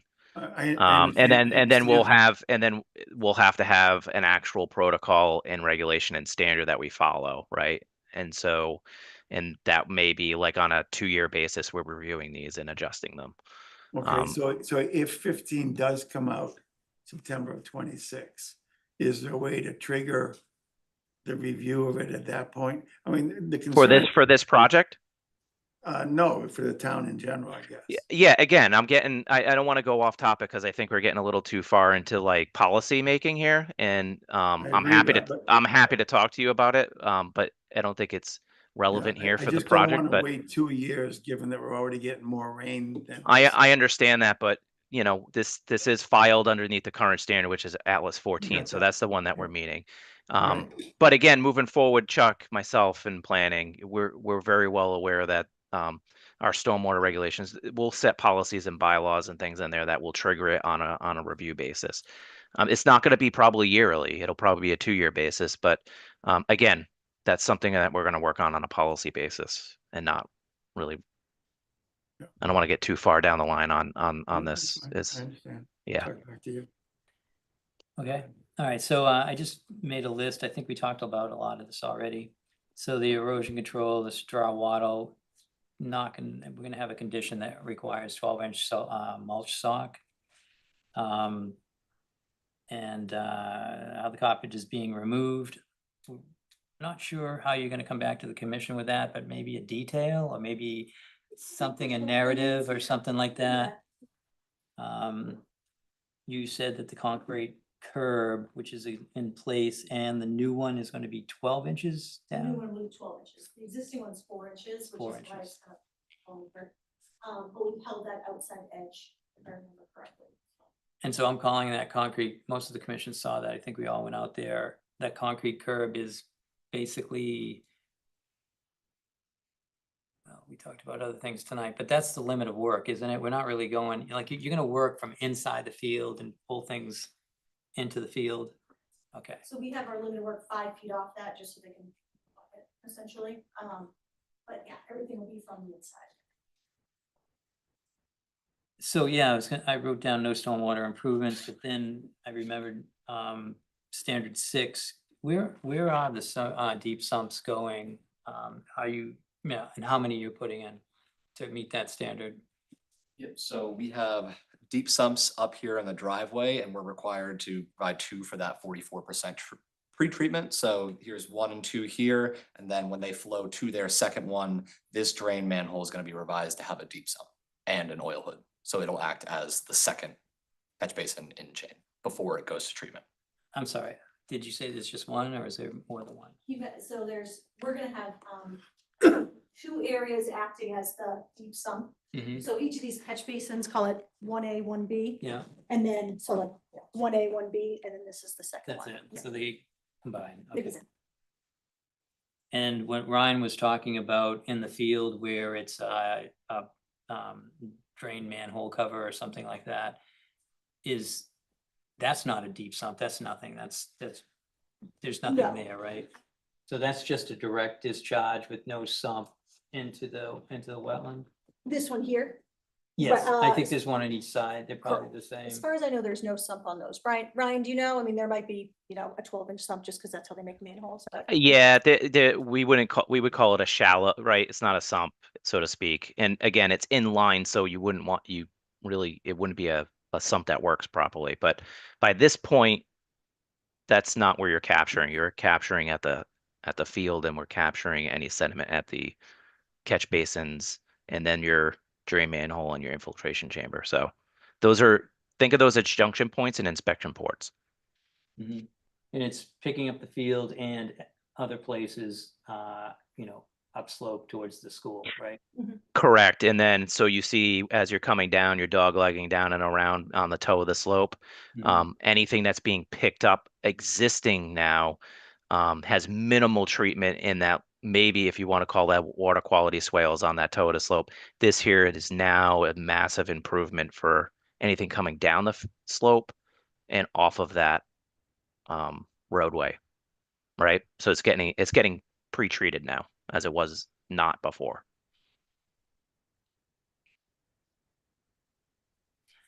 Okay. And we've reduced, I don't know how much square footage, but it's a lot of impervious off that hill, correct? Correct, close to 4,000 square feet. Yeah. So, I think this right here is your largest stormwater improvement by far on the whole area. All right, we're going to get some information on the in the back of the field. There's a 15-foot area. The mower seems to be 5-foot deck. It's leaving a 10-foot zone of natural vegetation that may have some sort of mowing, yearly mowing to it. Maybe that can be another narrative when you guys get those information. Yeah, and so just to clarify on that, Chuck, we're gonna get you the exact width of what that deck is, and that'll be the mow width. Okay, and that would include invasive, I guess we're just cutting. those Yeah, in. so I think you're really gonna want to think about that one, you know, as far as natural vegetation there. It is invasive back there. We're not proposing to do any invasive management. As there'd be no way for us to maintain that. It goes all the way back.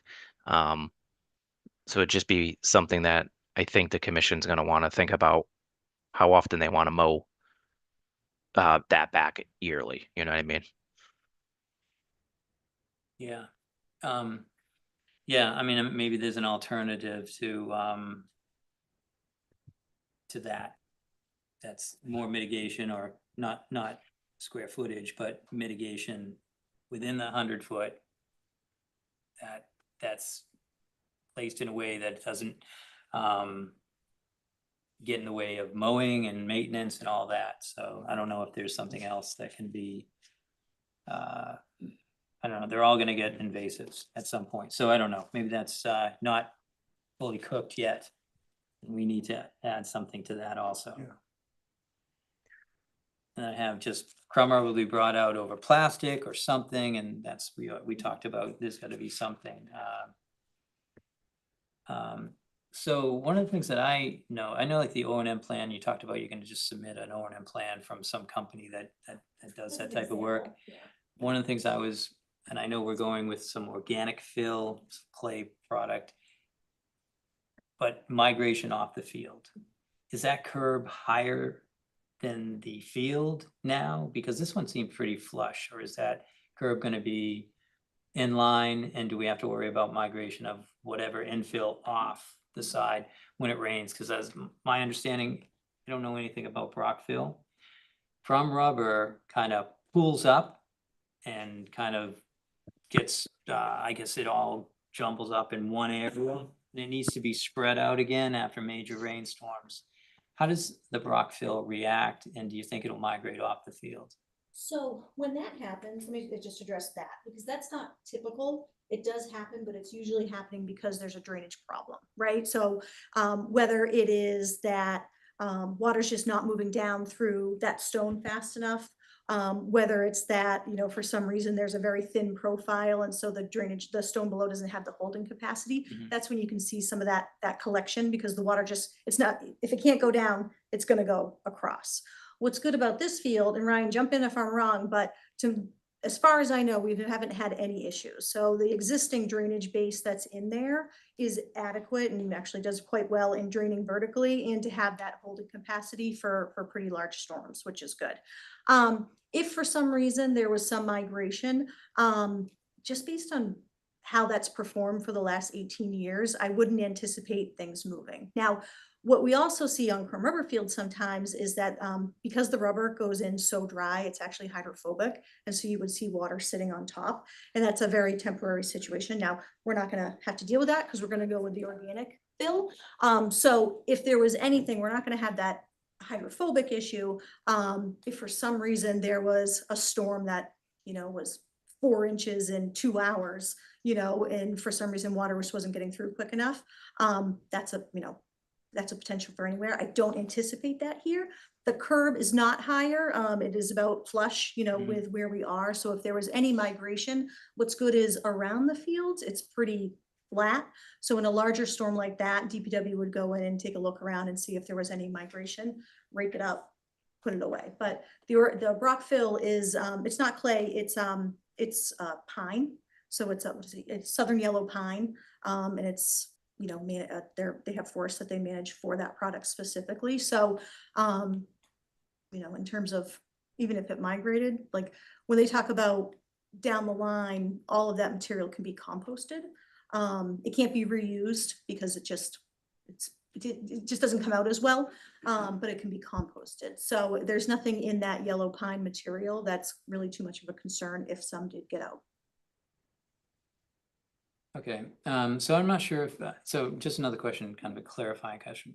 We talked about something called a perimeter drain. I always thought we were talking about that drain that's visible at the curb.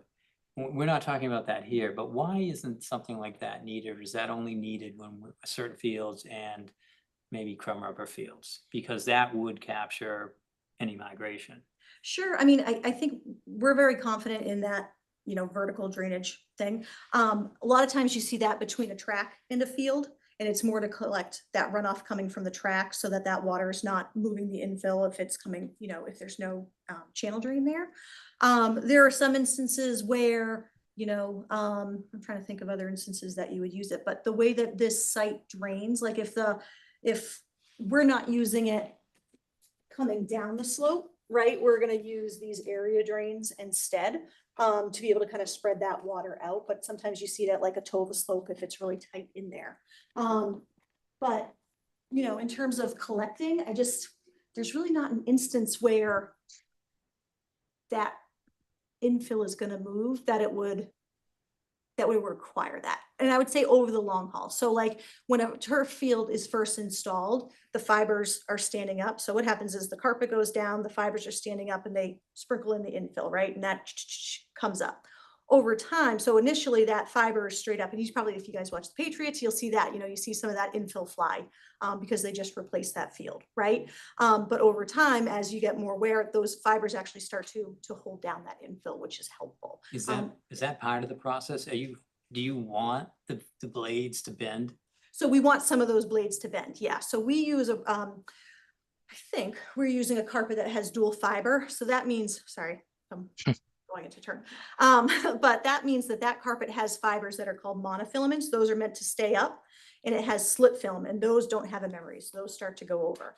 So this product is going to have both of those fibers. So it has those products standing up, which is good for soccer, kind of slows down that ball roll, but it also has that fiber that's going to help hold down that infill as we get play and rain on there. And those are the two big things. After install, get people on there and get some rain on there, because that helps to kind of not compact, but kind of hold down and bring those fibers down. Does Activitas recommend, I don't know what it's called, sweeping, raking, grooming the field at all? Yeah. I'm not sure they did anything to this field. I was going to ask Ryan when the last time they added crumb rubber, but it looks like they haven't done anything. I was even wondering if they ever did a shock test on it, but let's forget about that. But does Activitas, do they recommend some sort of grooming when a field is new or throughout its life? Absolutely. And that's actually really important for the turf warranty. So as part of the turf warranty, the turf vendors require that sweeping and that grooming. And so the idea is that when kids are playing on it and things like that, because like think about a penalty kick area, right? You get that constant motion of kicking, and that will bring up some of that infill. So a really important part is actually doing that grooming to get the infill back into those spots that, the infill was here and now it's here because it got kicked there. And so as part of that O&M plan and what we'll submit as for an example, from a turf vendor, that the operation and maintenance for the turf field, it'll talk about how often they should be grooming that field. Do you So- have a guess on that? Is that, I mean, it really depends on use, to be honest. Typically once a month is pretty good. It goes into a little bit about playability as well, but there's a little bit on just general grooming, and then in those high use areas, so like a corner kick area or a penalty kick area, DPW will go in there and check those just to make sure that, every couple weeks, every 3 weeks or so, those specific areas, aren't low.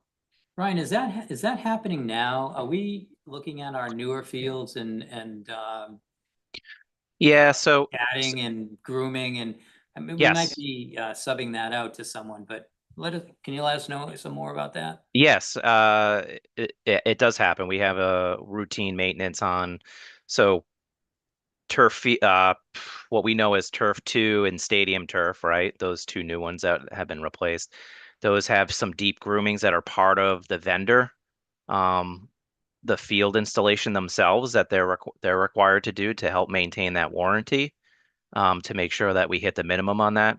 And then they also get some grooming done from another vendor that facility does. So this field here, I would probably say got groomed maybe once or twice a year, deep grooming, and then dressed. Steve, when did we do some of those repair? Was it a year or 2 ago on this field? Last summer. Yeah. And so we've done that. Anytime we have vandalism, because vandalism does happen, whether someone lights a firework or things of that nature on there, we have to patch them up. But yes, to answer your question, they're maintained. Okay, my last question is, I believe this was gonna be the first Brockville field the town has. Is that a concern for the town? To need different equipment to maintain it and to train employees to understand the difference between this and crumb rubber? Mr. Ryan. No, it'll function the idea is that the material just changes, right? But the function of the maintenance and the O&M and all that is all the same. So, Ryan, can I add to that too? Yeah, go Is ahead. Kind of a difference between the Brockville and other organic materials is some of those other organic materials actually break down. And you have to add material. But we don't have any other organics here. No, I'm not talking about you guys. So I was just talking thinking, about in like, general. we have current equipment Right. and we're gonna have to buy new equipment to take care of this field. No, so it's the same type of grooming material. And I guess my point was that even though it's not crumb rubber, that Brockville material isn't meant to break down. So it's kind of similar to crumb rubber in that type of way. And so when you groom it, you don't have to do anything kind of different because it's like crumb rubber is little pellets, Brock is little pellets. So it's not different, doesn't require a different. Maintenance timing is exactly the same. Oh, same, yep. Yeah, I would let the commission know that I did check very carefully if there was any crumb rubber outside of the curbing, and I didn't get down on my hands and knees, but I didn't really see any, and usually see it in little clumps. Didn't see any, but it also didn't look like anyone added anything in a long time, so. Yeah, and I mean, to maybe that it's all point, yeah, we haven't really nothing to seen do much of with the migration out habitat. of this area, really. Okay, I'm done, thanks, thank you. Rick, if you're there, do you have any questions? I do not, Bry. Okay, I wasn't sure if you were still there. I couldn't see you. Okay, then at this point, we would need to continue. On public, yeah. Thank you. So I've been gone for a week, yeah. So is there any comment from anybody in the room or online? You can go down to the bottom of the screen and use your raise hand function and we'll see that. That's about the only thing you can do to set for us here. So anyone going to go to the bottom of the screen and you'll see reaction. From the reactions, you can thumbs up, clap, raise hand. One of those things will get our attention. It's at the bottom of the screen. Okay, since Chuck is just riffing, make sure I clearly give the people who don't know. Clearly, Zoom. there's nobody out there Yeah, with the yeah, questions, so alright. we can move forward. Those key. So when do you Seeing want, none, when do you want to continue this to? You guys, 2 weeks? Is it, what's your, I don't know what your. September 9th is our next meeting. Yeah. That's okay if we're getting the answers that we're looking Mhm. for? Yeah. Okay, can I have a motion to continue this to September 9th? I move to continue to September 9th. Walter Talbot seconds, Walter Talbot approves. Hang on, Tim. Rick, why don't you jump in here and vote? Rick afterwards? Keough in favor. I'm from John in favor. Chirag Stalicker in favor. Martha Moore in favor? Brian Bowe in favor. Okay, thank you. Did Walt already vote? Yeah, he did.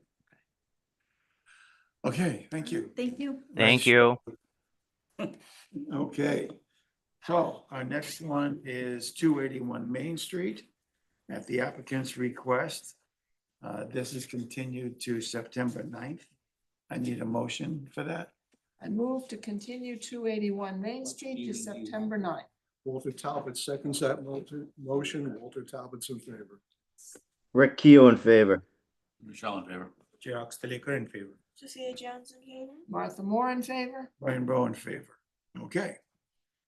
Then moving on to 178 Forest Street. Finally. Yes. Folks in here for that, I presume. Whoever's going to speak, if you can come up before you start, I'm going to read the blurb.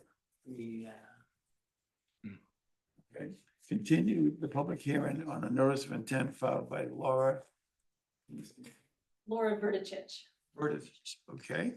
Pursuant to Massachusetts General Law, Chapter 131, Section 40 of the Wetlands Protection Act and or the Reading Wetland Protection Bylaw, Section 7.1 for the construction of an addition to the existing house along with associated site improvements within the 100-foot buffer zone to a bordering vegetated wetland.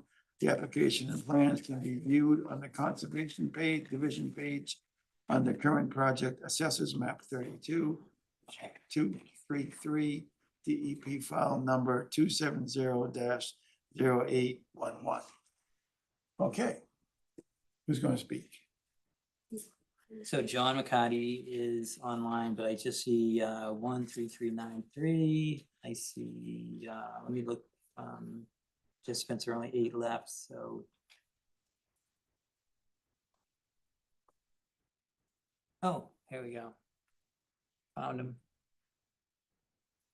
There we go. So John, when you get on, just introduce yourself for the record. Oh, can you guys hear me? Yes. All right, excellent. I would turn my camera on, but oh, there it is now. Okay. I just get a little delayed on the on my end. So good evening. I'm John Plifka. I'm from McCarty Engineering here tonight representing the applicant for the improvements proposed at 178 Forest Street.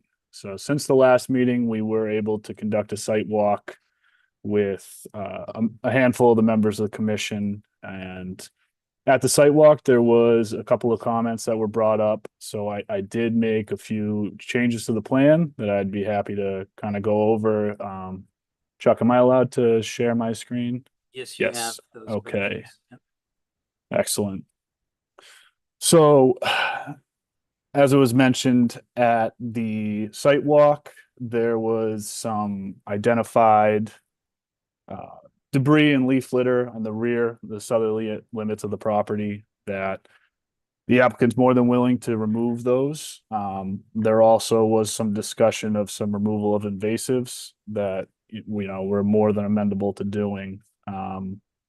We added a tree protection detail for an oak tree that was identified in the front yard, and as well as the removal of the shed on site. So just, I guess, to recap, I don't know how much detail you got into at the first meeting. I unfortunately wasn't able to attend, but we're proposing an addition to the rear of the existing house. It's in a area that's been previously developed. There's currently an existing covered porch and a deck that we're also looking to replace. A part of that deck will also be in a screened-in porch, as mitigation for the proposed improvements within, the jurisdictional areas, we're looking to add a proposed dry well that's been sized for the 1/2-inch water quality volume.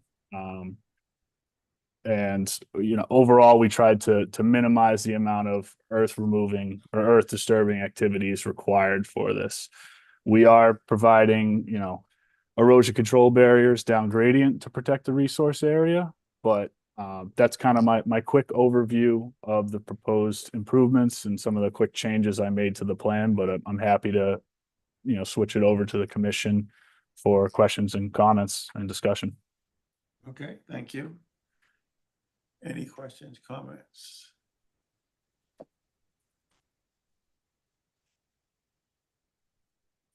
I had one. I can see it coming. Pardon? I can see it coming. There's no soccer field. Well, we did the site visit the other day. On the southwest corner of the existing building, there was a rain barrel. And obviously diverting the drainage coming off from the roof. My question was, I tried to look at it closer and I couldn't get down on my hands and knees and look, but it looks like it was built on a skid surrounded by blocks. Is there any permeable material beneath it in case of an overflow? You're talking in respect to the existing rain barrel? Yes. So I think in lieu of that rain barrel, we are providing the dry well, which would pick up that portion because that was over by the covered porch. So unfortunately, it's not shown on the survey, but my recollection was it was just on this side of the fence. So as part of the proposed improvements, that rooftop area would be then collected in the proposed dry well. The proposed dry well, we do provide a detail on our sheet 2 and 3 that shows that it's going to be crushed stone and that there is an overflow pipe for the event that it would to reach capacity. It would be discharged at grade. I can see you were going to talk. That's a fine answer. Okay, I was just gonna say, I put the rain barrel on a pallet. That's fine. There's no, and nothing underneath. So if you're going to speak next time, please introduce yourself for the record. Thank you. Anything else? So there's nothing permeable on it because you're just not gonna worry about it because you're gonna divert that drain as well into the dry well. So yes, but to the point of the homeowner, the applicant Laura, it is on a pallet. So I believe that's just, at lawn area or landscaped area beneath it, which, would be pervious. I guess that was a yes. Was that a yes? Yes. There we go. Thank you. Okay. Questions? I have a bunch, but anybody else want to go first? No. Okay. I was hoping that we could add some detail on what's the bottom of the picture just off the screen there. Maybe you have already done it. Yes. Okay. You have redrawn your 25 and 35-foot lines to match the wetland line. So thank you for doing that. And I think that this is similar to the soccer field, a case where it's being mowed all the way up to the fence. And I would love to see as mitigation for this project, some more native vegetation inside the fence. And there's a clump of sensitive ferns sort of near wetland flag 2A. So something like that would be appropriate in my thought. Maybe some native shrubs down in the 25-foot zone that's just been recently drawn in the back corner there, down near that wetland. So I would love to see a planting plan that includes additional native vegetation on the in the 25-foot zone inside the fence. I don't think we need to fill the entire 25-foot zone with native vegetation, but I'd like to increase some native vegetation in the backyard. So I think to your point, Commissioner, Mhm. is I think we'd be amenable to putting a row of ferns and or shrubs, kind of where I drew that green line. In addition to, there was some identified invasives that we could, also remove. I just don't know if you had a quantity in mind as far as adding any vegetative buffer on the inside of the fence.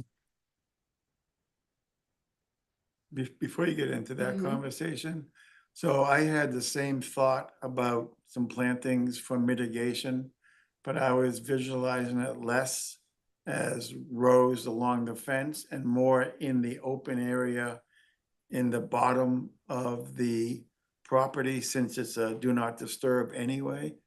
And for a starting point, I was thinking 3 trees and 3 bushes / shrubs to be spread out in that area in the bottom. So not hugging the fence, but going into the open area. Are you talking inside the fence, not behind the fence? I am talking, well, essentially where the point is, that you get the little bow and then the point. Mhm. So right in that area, Sort of a cluster. yeah, some trees and shrubs. Yeah, And I that- think 3 trees and 3 shrubs sounds good to me. So the idea is that since you have previously disturbed area and you're keeping the same footprint, but you do extend well into the 2 magic buffer zones, to make up for that, if you were to do some plantings in that lower part of it, in an area that you can't use for lawn anyway, that would seem to be Should be reasonable. like a rectangular area? I mean, at the bottom, right? Yeah, a cluster, not a rectangle, not a and- triangle, And this kind of circle area I drawn on my screen, is that somewhere around there, yeah. But okay? so basically just to put some natural vegetation into that area where it's supposed to be naturally vegetated anyway. Okay. So That you're makes- saying kind of just this area here? I was thinking more generically across the back. Okay. I'm not- just, sure, sorry, I didn't mean to cut you off. Please continue. That's fine. Yes, I mean, I wasn't picturing any exact geometric area.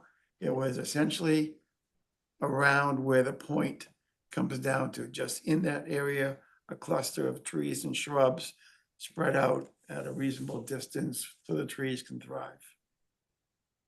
Sure.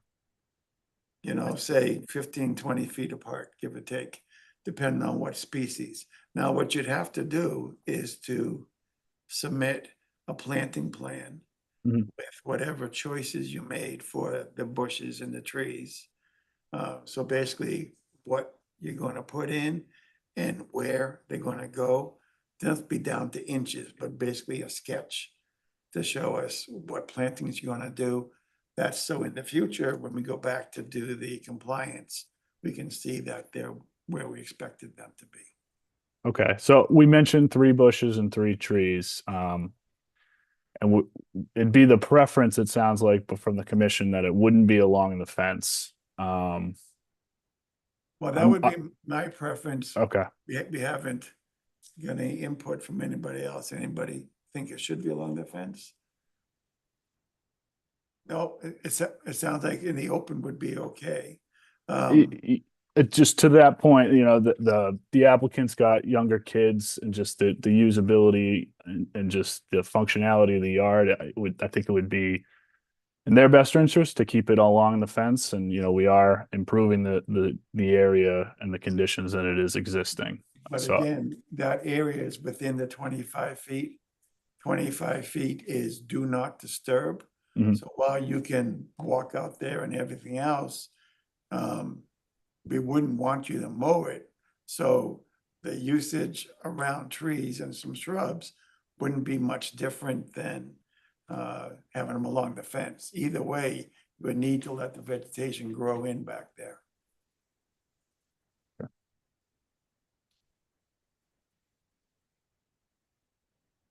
Understood. Now, that planting plan, would that be something that the commission would be amendable to making as a condition of approval? Or would that be coming back to another meeting? In the past, what we've done is we've allowed Chuck to be the arbiter. And so if you submit to Chuck a sketch with 3 trees and shrubs, if you choose from natives, pure natives, you can look online at the website to get some suggestions. I don't know what you want to put in, but if you did that, and then Chuck looked at it and Chuck was okay with it, then we could, take that per se. Understood. Thank you. And, you just want to make sure you have reasonable separation so the roots don't compete with each other, the canopies don't compete with each other. Absolutely. And my office does have a registered landscape architect on staff who I definitely, pick his brain on before we sent that over to Chuck, just to, not only complement the native species that's already existing there, but, the overall aesthetics of the Yeah, yard. and we do insist on true natives, not cultivars. Okay. Okay. Now, does the trees have a minimum on size? You mean the caliper? Yes. 2.5 usually, is that right? I don't know, Chuck, what's your It usual? says 3-inch caliper, 10 to caliper. 15 feet tall. Okay, Yeah. do you get that? Yep, Okay. I did. Thank you. Back to me? Sure. Okay. And you said you're gonna remove the cinder blocks and the leaves that are behind the fence. Yes, we did. I did add a grass plan note to that remove any existing leaf litter, grass clippings, and debris. Right, there's some on the side near where the sensitive ferns are, up closer to the house than the playground as well. So, and encourage the homeowners to take their compost to the compost area. Okay, there's a playground in the backyard, a play structure. And what we typically do is ask to put a condition that once the children have outgrown the play structure, that it's removed. And or when you sell the house, remove it before you sell the house. Okay. There's also, you don't have written on the plan where the material stockpile is and where the construction entrance is. And I think it's good to get those written in on the plan. When we talked about it, you said material stockpile at the end of the driveway and construction entrance going in where the shed currently is. And that's why you're moving the shed to make room to do the construction. That's correct. And so I did put a note on there that fence would be temporarily removed for equipment access and then replaced in kind. Okay. But often we actually write the word construction entrance. Oh, okay. Yeah, no, I'm happy to add that to the plan. I That's can not just a problem. build on that. Yeah. So Martha talked about the stockpile for the construction materials. You're gonna be tearing down some of this, right? That's correct. So if you also could indicate how you're going to be handling the removal of the material, is it gonna go right into a truck, things of that nature? Yeah, it would likely be put on an on-site dumpster and then, hauled off once it's filled. Okay, so if you could just note that somewhere in the narrative. And would the dumpster be on the driveway then? Or on the construction entrance side, that's- Right. I think that's a top question for how the contractor wants to handle it. Just the driveway is limited, so in a perfect world, I'd have them park it in the driveway and fill it there. But the parking's so limited on this, so it'd likely be over on towards the construction entrance. Okay, so if that's the case, then we have to be that much more careful about protecting that oak tree. Yes. And you've drawn a circle around the oak tree for the like 2x4s and orange netting, but,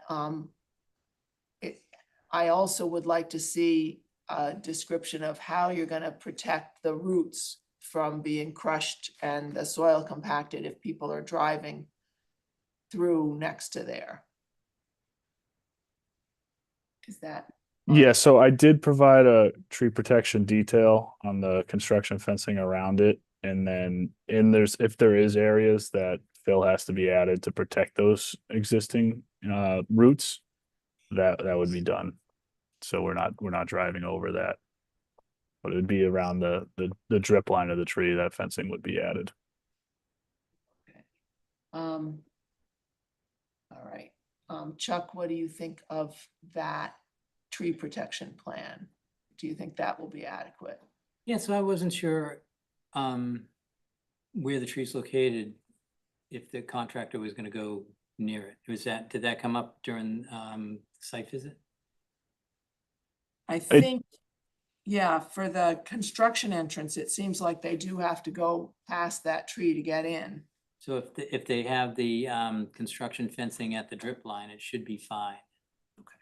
I mean, standard rule of thumb that 3 times the trunk width is where the roots turn down. Okay. So the drip line's usually further out. Okay, so, so the circle was not just marking, protecting the trunk itself, but the circle is a big ring of fencing out at the drip Yeah, line. so Okay, good. correct me if I'm wrong, John. So the contractor is required to go by the detail, right? That's Not correct. his interpretation of your, well, I don't know what to call that, but Yeah. circle thing. It's Yeah, he would look to the correct. You're detail, correct, right? Chuck. Yep. Okay. All right, there's, near the property boundary where the 25-foot and 35-foot line go in on that side, kind of near the shed, there was one dead tree and one maple with the top broken off. The maple does have surviving limbs, so I think the maple might make it, but I think the homeowners might want to take that hanging widowmaker off the maple. I don't know what they want to do about the dead tree, whether they're leaving it or whether they want to make it a snag. But I wanted to make sure that's noted that those 2 trees are not in good condition right now. Can you let us know what's happening with the trees? So I'm not entirely sure if those are on property or those on the neighboring property. So there's no proposed plan to touch them at this point. Looking at the plan a little closer, that property line does get pretty snug to where those trees were. But in any event, we're not proposing to touch those trees, just to kind of leave them as they were now, just because we're unsure if they're on our property. So if it is discovered that they're on your property or you get permission to do it, the dead tree you can take down. Should be part of this permit if it's on your property. And the broken branch, you certainly take care of that hazard. Okay, and then I have a note here about putting in some granite bounds at the 25-foot line.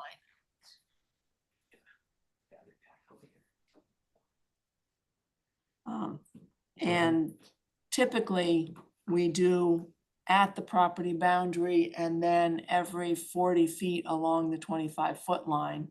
But we have been known to make an exception for a 25-foot line that goes through the middle of the mowed lawn.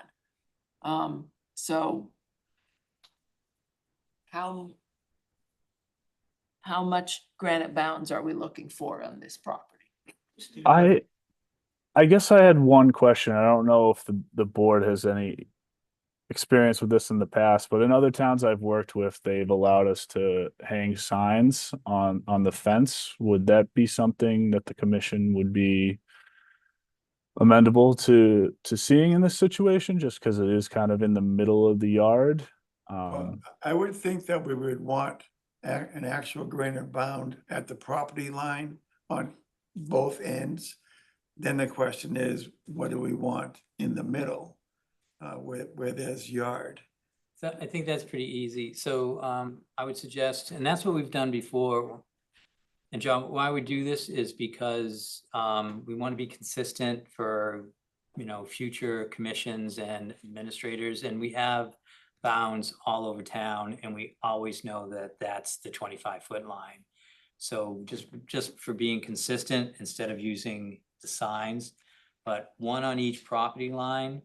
And then I think you could probably hide one in the planting plan that you were thinking about, where it dips down there. So it really wouldn't be in anyone's way. But if it became impossible to hide it within that planting, we've also allowed them to be flush with the ground. Okay.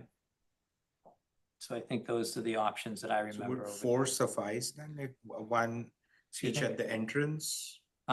There's only 3 from what I see. One at each end of the property line, and then one on that point that Brian was trying to say. where he You wants don't the try line. and delineate the whole line. Okay. Yeah. It's in- Okay. I suppose we could put one against the wall of Yeah. the house. That's what I was thinking. That could be the 4th one. Just 2. No, I don't think you need to. okay. Yeah, I think 3 is sufficient, and 3 we've done in the past too, so.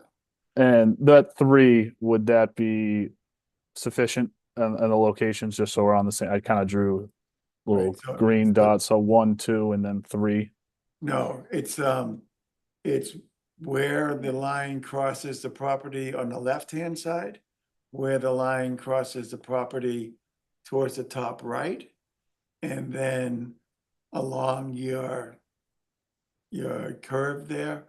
And Chuck was suggesting, and it's a good idea, that when you lay out your planting plan, a shrub or what have you, towards the middle, plan on putting a bound there, so the shrub is protecting the bounds and what have you. So I and think vice that's versa. what But I he's think you have it showing. correct on the plan. I- Okay, all right, understood. Fair enough. I can't see that far. Ah, okay. Okay, anything else? I think those were all the notes I made. Okay. Any other comments from the commission members? Just to save stuff, do we really need that 3rd one then? Because like at the center, it's like, if you know where the 2 of them are, it's kind of. Again, to be consistent. So if you drew a line, so I would go out there and I would draw a line between the 2 points, which is completely inaccurate. But if I had that center one, I would know that it comes down, and then from that center one all the way up to the Okay. one over here, it gives me some, well, that one's no good, but if you put it on the house, it would be a good idea, but I don't think we want to do that, so. Well, I mean, a lot of people have like foundation plantings along their house, and you could hide the granite bound in the foundation plantings. So that's what I was thinking of, where you, I just don't Come think in it and out. helps for the purpose of being able to find it in the future, find the line. yeah, Cause it's out in the middle somewhere, you're gonna say, where's this line running? yeah, okay. Yeah. But at least those 3 give people a chance to say, oh, there is a 25-foot line, and go look up the plans. And also, we're reminded to the homeowners to not mow upside that. Yeah. Okay, All right. yep, that's it, all I have. I had one point I wanted to make, which is in your alternative analysis, you talked about 3 alternatives. This one, the one where you don't do anything, and then alternative 2. And I'm not gonna be pushing for that or anything like that, don't worry about it, but it would have been useful if you had drawn alternative 2, so we could have seen what it would look like, as opposed to reading your text and you talking about it affects the balance and things like that. I did provide an option 2. Okay, Fair enough, and- I didn't see it, so. Okay. You know Um, what, I've been in Ireland and it's all different over there. oh, good for I don't know, you. that's all I got. Okay, don't mind then, that's good. Yeah, That's all I here's need to say. alternative two. It sticks this way. Okay, well, no, I didn't see that. Yeah, it's Okay, on a fine. separate plan. That's the only question that I had, and it's obviously wrong. Sheet 3. Chuck, did you have anything? Yeah, I just had one question, maybe two. So, so it looks like you're taking out some material and you're building on top of that area that was previously disturbed. Is that correct? That's correct. Yeah. So the addition itself is in that previously developed covered porch that you probably saw while you were on site. Sure, 100%. Is there any new disturbed area? No, Because no, it's actually no, it's all within previously disturbed areas. So we tried to keep the earthwork as minimal as possible. So it's really only this area that gets a foundation, and then the rest is on sonotubes. Except for the dry well, where you're digging the dry well. That's true too. Yep. As Oh, far as that's fine. structures, yep. So even though it's on sonotubes and it's above the ground, if it's not on top of what was previously disturbed, that would qualify as a new area. Right? Correct. So I'll ask the question again. Is there any new areas being covered up or disturbed? So there's a slight, I guess, change in regards to the steps and then the porch. Can you put a square footage on that? So the deck itself is 220. No, just what would be the new disturbed area? Okay. See what I'm getting at? Yeah. I just want to know how much more disturbed area, and I'm not talking about if you just knew what the square footage was and we're matching the square footage.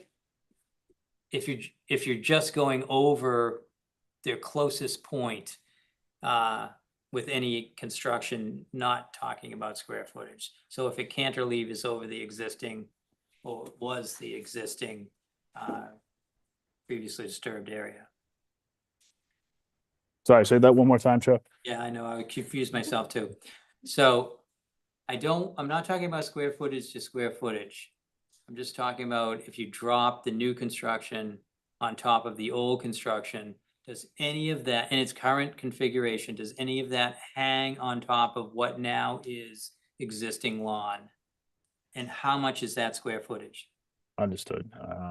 So there is a slight cantilever in that respect. Hang on 1 second. I'll give you that rough area.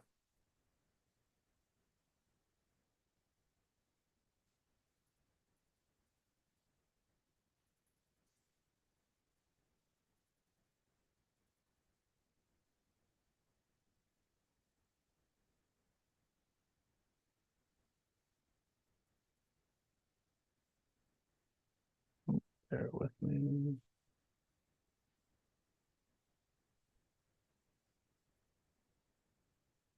While he does that, Roughly 200 square feet. 200 square feet. yeah, if you look at that diagram, it's about half the deck and half of the new screen porch sticking down from where the addition is gonna be, is the new part. So so why I said put you through that is I wanted to try to tie in the mitigation area to this 200 square feet. Okay. And so if you're doing the trees and planting and shrubs down at the bottom, if you could come up with something close to 200 square feet of mitigation, that would be good. At least it would tie it into what's happening out there. My other question was, did you ask or fill out a variance? I don't know if there was a variance for this. We did. Okay. That's all my questions. Okay. Any other questions from the commission? Any questions from the public? Anybody online have any questions? Yeah, those don't do what I said. Okay, I guess before I don't want to jump the gun here, but since I'm just not with the client at the moment, do you mind if I just ask her if she's okay with kind of the stuff we talked about because it sounded like you might have been going for a motion to close the Yeah, do we public want to hearing. go over all of the conditions we've added and then you can say it unless you remember them all? Laura Burgess. Yeah.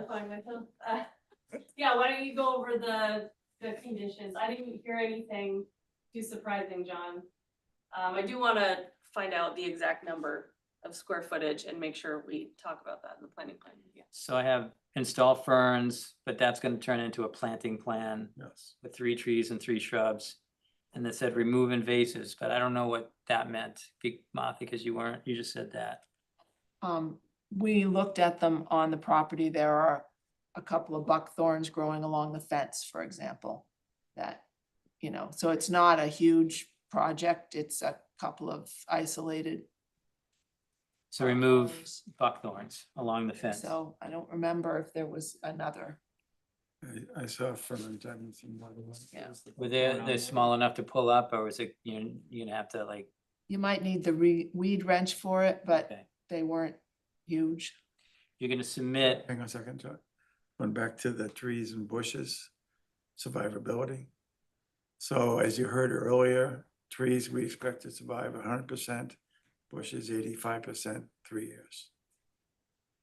Sorry, Chuck, back to you. so you're gonna submit a planting plan, or just update this plan showing the planting on it. And that's gonna be tied into like around 200 square feet of planting area. We'll come up with the precise number. Okay. Yep. Yeah, we're just gonna put a condition in that says the play structure, when it's been outgrown, or if you move, Yep. has to be moved either outside of the 35-foot area, or you take it away altogether. We wanted to see a construction entrance and a stockpile on the plan. And then we talked about the granite bounds, and there's 3 of those. That's all I have. And so if there was any others, John or Martha. Anything else? I think that's it. That's, So- yeah, that's what I had as well. So now, You have the tree protection on there, Oh, it's on the plan. so we don't need to have it as a condition. That was the only tree you want to protect. Yeah. so now, is there any public comment out? TV land? Yeah, so you'd want to You want to go to the reaction button on the bottom of the screen? do the raise hands use the function. Raise hand function, or the other 10 options that Chuck listed. There's only one tonight. There's only one option tonight. I only have one option for people. It's just raise your So hearing hand. none, hearing none. Hearing none. Can I have a motion to close? Laura, are you okay with those? Sorry, I don't know if she shook her head or not. You said Yes, yep. Okay, all right, excellent. Sorry to interrupt. We can only close if it's okay that Chuck approves the planting plan and they sort out the square footage. Do we want to continue to come back to the meeting with that square footage planting plan thing, or is I that don't- good enough? I don't think so. I mean, the goal Yes, to approximate 200 square feet. They'll have that on the plan. Yep. Chuck will look at it, do some complex math, and Sure. and then he'll bless it, and we're okay. And Um, the only time there's an issue is if for some reason he disagrees with the plan, which I don't expect to. And so, you'll probably get your order of conditions after that, but there is an appeal period, so it's 10 days. So, what I usually do is I wait until I get that information, just in case, I do want to look at it, so I won't issue this until. sure. So as long as that's okay, that was the only other thing that I would say, so. Then Have we established that they're doing Plan A, Alternative 1. alternative 1? Yep. the one that's on the picture here. Yep. Has that been stated in the? Well, you can make a condition to accept Alternative. project with the requirement that they use alternative number 1 That's a good addition. and the conditions as stated in tonight's meeting. Can we, a motion to close the hearing for 178 Forest Street? I move to close the hearing for 178 Forest Street. Walter Talbot seconds that motion. Walter Talbot's in favor. Rick Keel in favor. Tim Shaw in favor. Roxton Liquor Entry. Sophia Jones in favor. Martha Moore in favor. Brian Bowe in favor. Any sign of Rick? Did he? Yes, he went, He did? yeah. Okay, so Um, 7-0. Can I have a motion to issue an order of conditions for 178 Forest Street pending the approved plan? And using version 1. Yeah. Make a motion to approve this project with appendix, was it appendix? It was option or alternative number Alternative one, one. with the conditions as stated in the meeting. I can go over them again if anyone wants it, but I think we got it. So anyway, say So moved. so moved. So moved. Walter Talbot seconds that. Walter Talbot's in favor. Rick Keough in favor. Michelle in favor. Chirag Silica in favor. Sophia Jones in favor. Martha Moore in favor. Brian Bowe in favor.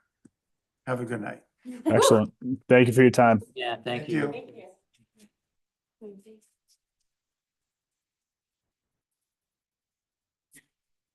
Okay, moving right along. Discussion items.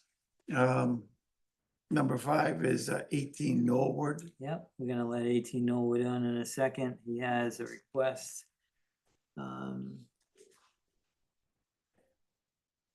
Okay, So where we left this was that we were gonna try and set up a site visit, which I did not do.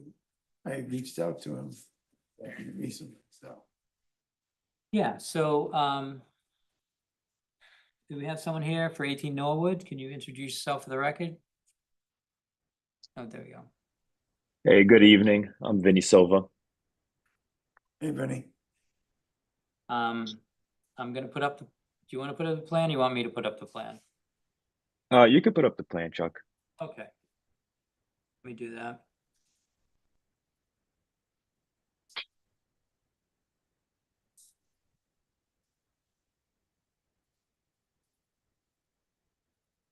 Yeah, here we are. Sorry, Commissioner, before I came on, I heard you mention that. Did you say that you did reach out or you didn't reach out about the site I visit? did reach out, but only today. I sent Okay. you an email. Okay. I will double check my spam folder, but I didn't see anything come in. Okay, you can check your spam folder and I can double check my email, but Okay. either way, we can talk. Okay. Okay, so let me just get this a little bit larger so people see what's going on. That good enough? You want a little more? Anybody? That's good. That's good. All right, Vinny. Good. You want to let us know, I think it would be best if you describe what we approved and then what I mean, obviously what we approved was in red. And what this Proposed modification. yeah, this minor plan change is the green. So take it from there. Yeah, so we're requesting a minor modification to the order of conditions previously issued for this property, DEP file number 270-0801. So the red was what was approved. It was an addition to the front of the garage, in addition to the as a proposed porch to the front of the house. And then in the back of the house, it was an addition to the back, including a deck, which we were actually improving what was previously there, which encroached on the buffer zones more. So yeah, demolition of the old deck and walkway, and partial demo of the existing addition and construction of a new addition deck and porch. And so what we're asking for is we'd like to add a patio and a short connecting walkway in the rear yard, shown in the green on the marked up plot plan in your packet. Both would be permeable pavers on a stone dust base. No footings, no foundations, no changes to the grade. It's entirely at grade. The walkway just connects the patio to the rear stairs. A few points I want to add. Everything sits within the previously disturbed upland from the approved construction. At its closest point, the patio meets the outer edge of the 25-foot no disturbance zone, but it does not cross into it. There is no work in the wetland. Because the pavers are permeable, we're not adding any impervious area. And, no trees will be affected.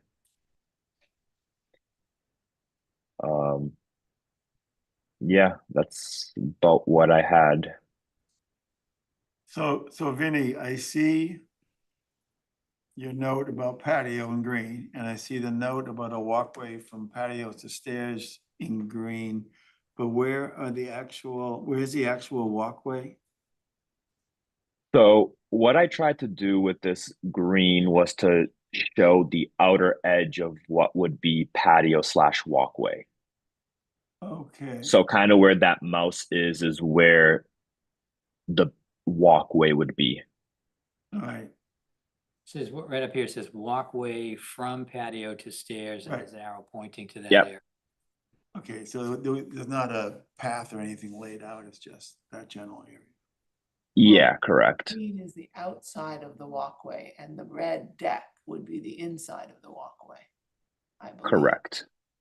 What was previously approved? Right. The red, yeah, I can zoom in a little bit more. So we already approved something that went into the 35-foot no structure zone.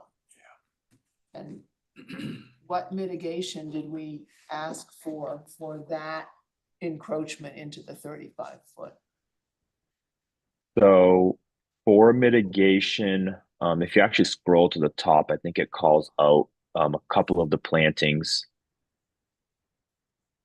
Right here. Yeah.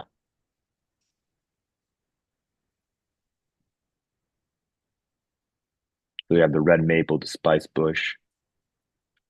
8, 9 plantings. Yeah. 2 trees, 7 shrubs. And those are being located All around. scattered around Correct. corner there mostly, and 1 in the back. Okay. So we're talking about going there for a site visit so we can see what this looks like, correct? No, well, Brian was, if that's, there was no formal discussion, No. so you can bring that up, I think I would like to actually see the property. I hate to admit it, but it doesn't ring a bell to me at all. So I want to go back and look at it. I thought I was the one having a problem. Oh, yeah, I mean, I So, don't know when this came past us, but I probably was on the commission at that time, but You were. it's not ringing a bell. okay, so Vinny, could you support a set, well, you don't have to be there per se, maybe you want to be. So would you give us permission to come on your property to do a site visit? Is the first question. The second question is, would you want to be there? Yes. Yes to the site visit, and I would like to be there, yes. Okay, and when could you be there? I mean, I'll be flexible. I think the sooner we could do it, the better. Are you home and available evenings, say tomorrow evening?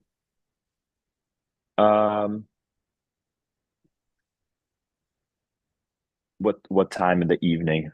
I think tomorrow might be one of the few days I can't. Yeah, I'm not sure. I have election training at 7. Okay, so we couldn't do that anyway. And then I'm gone from early Friday to late Monday. So what do we have next? Wednesday, the 2nd? Could you do Wednesday the 2nd? I'm checking my calendar while we're at it. Or the third, I could do the third. Well, let's start with Wednesday the 2nd first. Could you do Wednesday the 2nd, Yeah, what time would it be? say 8:30? That's AM, perfect. Yeah, that's perfect. Okay, 8:30 AM, Wednesday, the 2nd. yes. Okay.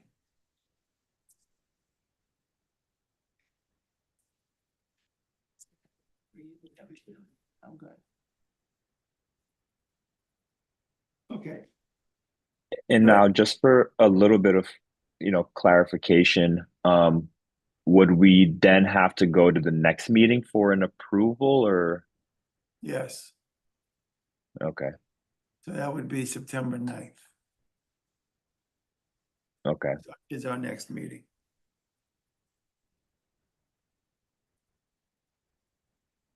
Okay, Okay. Yeah. so I think that's it for tonight. Then we have a visit set up and that's all we need to do. We don't need a vote or anything. Okay. Okay, All right, Vinny, we'll Thank you. see you on the 2nd. All right. Thank you. You're welcome. Bye now. Bye. Okay. Bye. Um, okay. Next. Enforcement 25 South Street.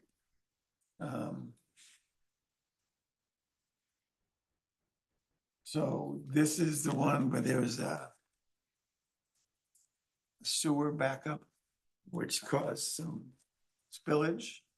And I did swing by, look at it, and even before I went by, Chuck reported that it was beginning to smell less and be less of an issue. When I went by, I could get a whiff, but it was by no means strong. So the sewage that came out has dissipated, flowed down the hill or what have you. I don't know what else to say. So Chuck, you did an enforcement order for this? Yeah, I did. Okay. So just to back up, we, on August 17th, we got a call, or I got a call. And we went out and viewed the site with the health inspector. And I observed effluents coming out of the top of a type tank within 15 feet of a wetland. And it was being absorbed into the soil, but there was a smell associated with that. And we talked to the owner later that day and was able to get the same contractor that went to Yeah. veteran, no, Van Pearl Norden. Street. Van Norden, Oh, Van Norden, right. same guy at Van Norden. So they were able to pump it out, and I think a couple of days later, so now that it's pumped out, it's able to hold a certain amount of material. And so we didn't have to worry about that. And so they came back and we got a report from our health inspector this afternoon saying that they went out yesterday and witnessed that the lime that I requested had been put on the ground. And that they also said there was not much of an odor there. And that they received pictures from the contractor that the tank had been pumped out again, and the pump inside the tank that delivers the material uphill has been replaced along with the grinder. There's some follow-up reports, but we haven't heard any complaints about this area.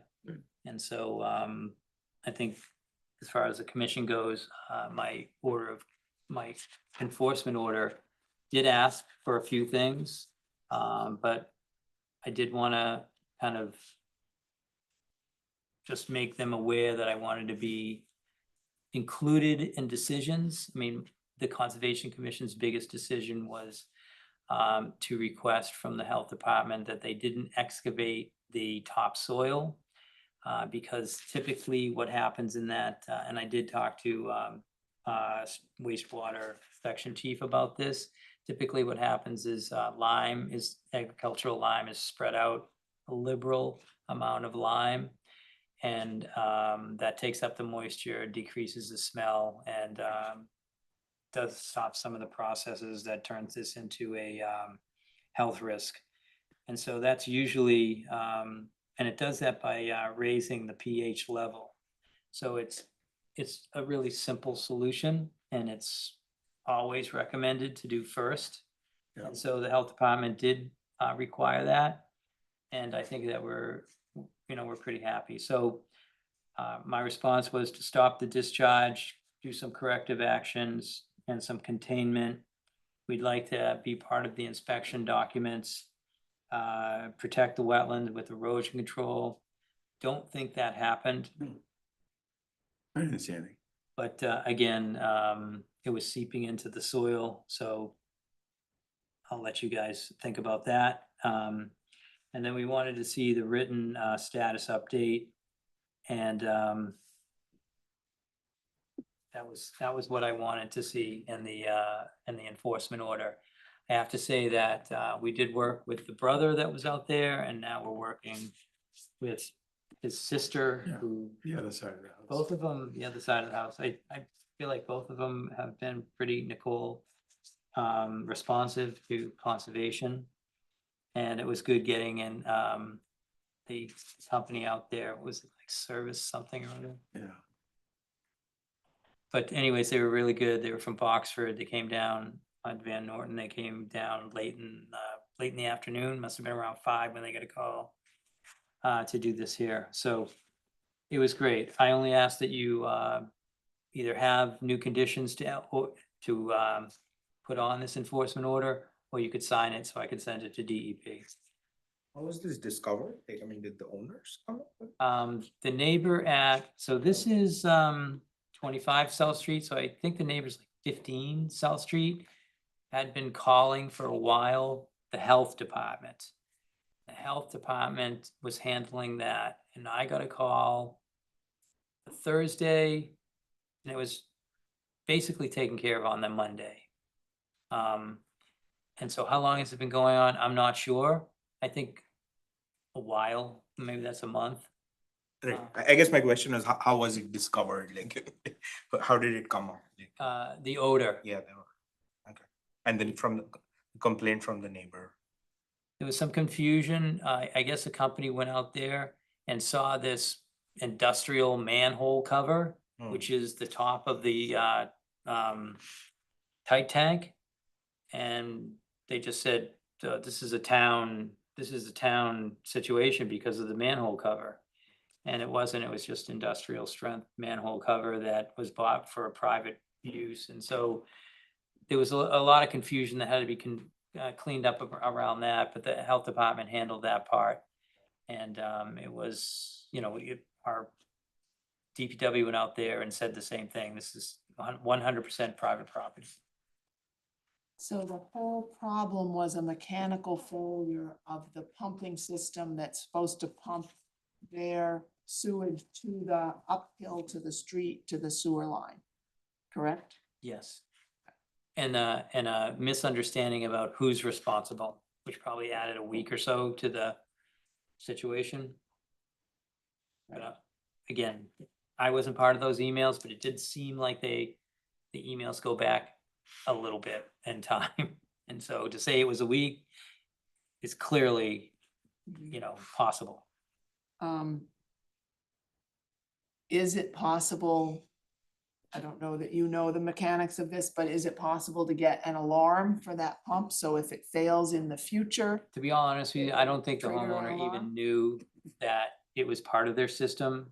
If the breaker that ran this was known to them, and it was their responsibility. So I think these homeowners who are new within the last couple of years now understand that this is their responsibility, and they have to understand. I don't know about an alarm. That would probably be something that they would have to have installed, or I could run that past the health department. but. But at I don't the think very we should least, ask for it. The homeowners now know that they need Yeah. to monitor this place where the effluent came out. So if it's ever plugged up again, fails again, they have that. They know where to look to check and see if it's okay. Yeah, they can react more quickly. Yeah. of Okay. failure. Okay, so I will ask the health department, they had a couple questions going back to the service company and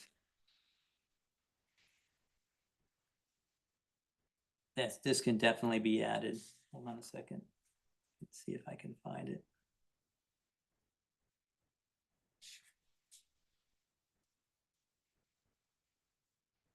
So as a follow-up, the health department asked Spencer Home Services a brief description of exactly what the issue was, a summary of how the issue was addressed, receipt or invoice, if there was any parts that were bought for replacement, and how they addressed that issue. Did you test the pump to confirm its capability of pumping the effluent to Main Street? And we're gonna ask them to add one more thing about the alarm and see what they say about it. Yeah. But again, I think health first, conservation kind of in the back, because I think our issue is when the effluent leaves the tight tank and that bit of property there between the tank and the wetland, and that was kind of taken care of with a recommendation from the section chief at the wastewater at DEP to throw lime on it and monitor it for 3 weeks. Yeah, I don't think that we have to insist on an alarm. We can ask if they would recommend it. Seems like a good idea. But insist is different than a good idea. Yeah, I know, I have it written down, I'll bring it up. But also, do we know what broke? Like, is it the pump that broke? Or, okay, that is what. The pump is what broke. I mean, the tank was fine. Okay. So when we got there, the manhole cover was on and it was just, it was full. So if you dumped a 8-ounce glass of water in the sink, 8 ounces would come out down the hill. So the house is up here, the tank is down here, and it needs to be pumped up the street, which is way up here. So, tough spot. And just something that you might want to relate to the homeowner. If you have an extended power outage, you have no pump. You only have the capacity in that tank of how much water you can run down the drain. So the homeowners should be aware of that. If we have a big snowstorm, that they shouldn't be having long showers and stuff like that. They should minimize their water use until the power comes back on. Because the pump may not be broken, but it can be drowned because the power is gone. I'll mention that to the health inspector. Okay, is that it for tonight? What does the agenda say? Is there something else? Because I wanted to, I have the, my As far as that report. enforcement order. Yeah, that's it. Yeah. Except that I'd like it signed. So we'll just So sign we'll pass it around and we'll Yeah, sign it. it as we go. Well, next is the Johnson Wood site visit from this morning. Can we have a brief description of the walk? And we have Chuck's notes on the output from that. Oh, wait a minute. Sorry, I'm getting tired. Someone should be here for this. I'm guessing it's 1339. 1339-3. Maybe that's Steve Irwin.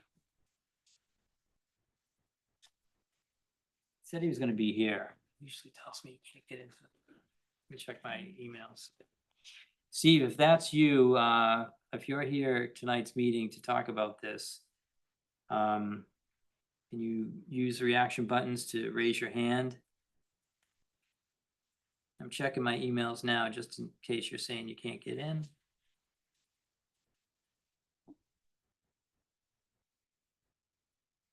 Seeing none. Take a shot, try and let this person in. He's not raising his hand. you might as well at least find out what he's here for.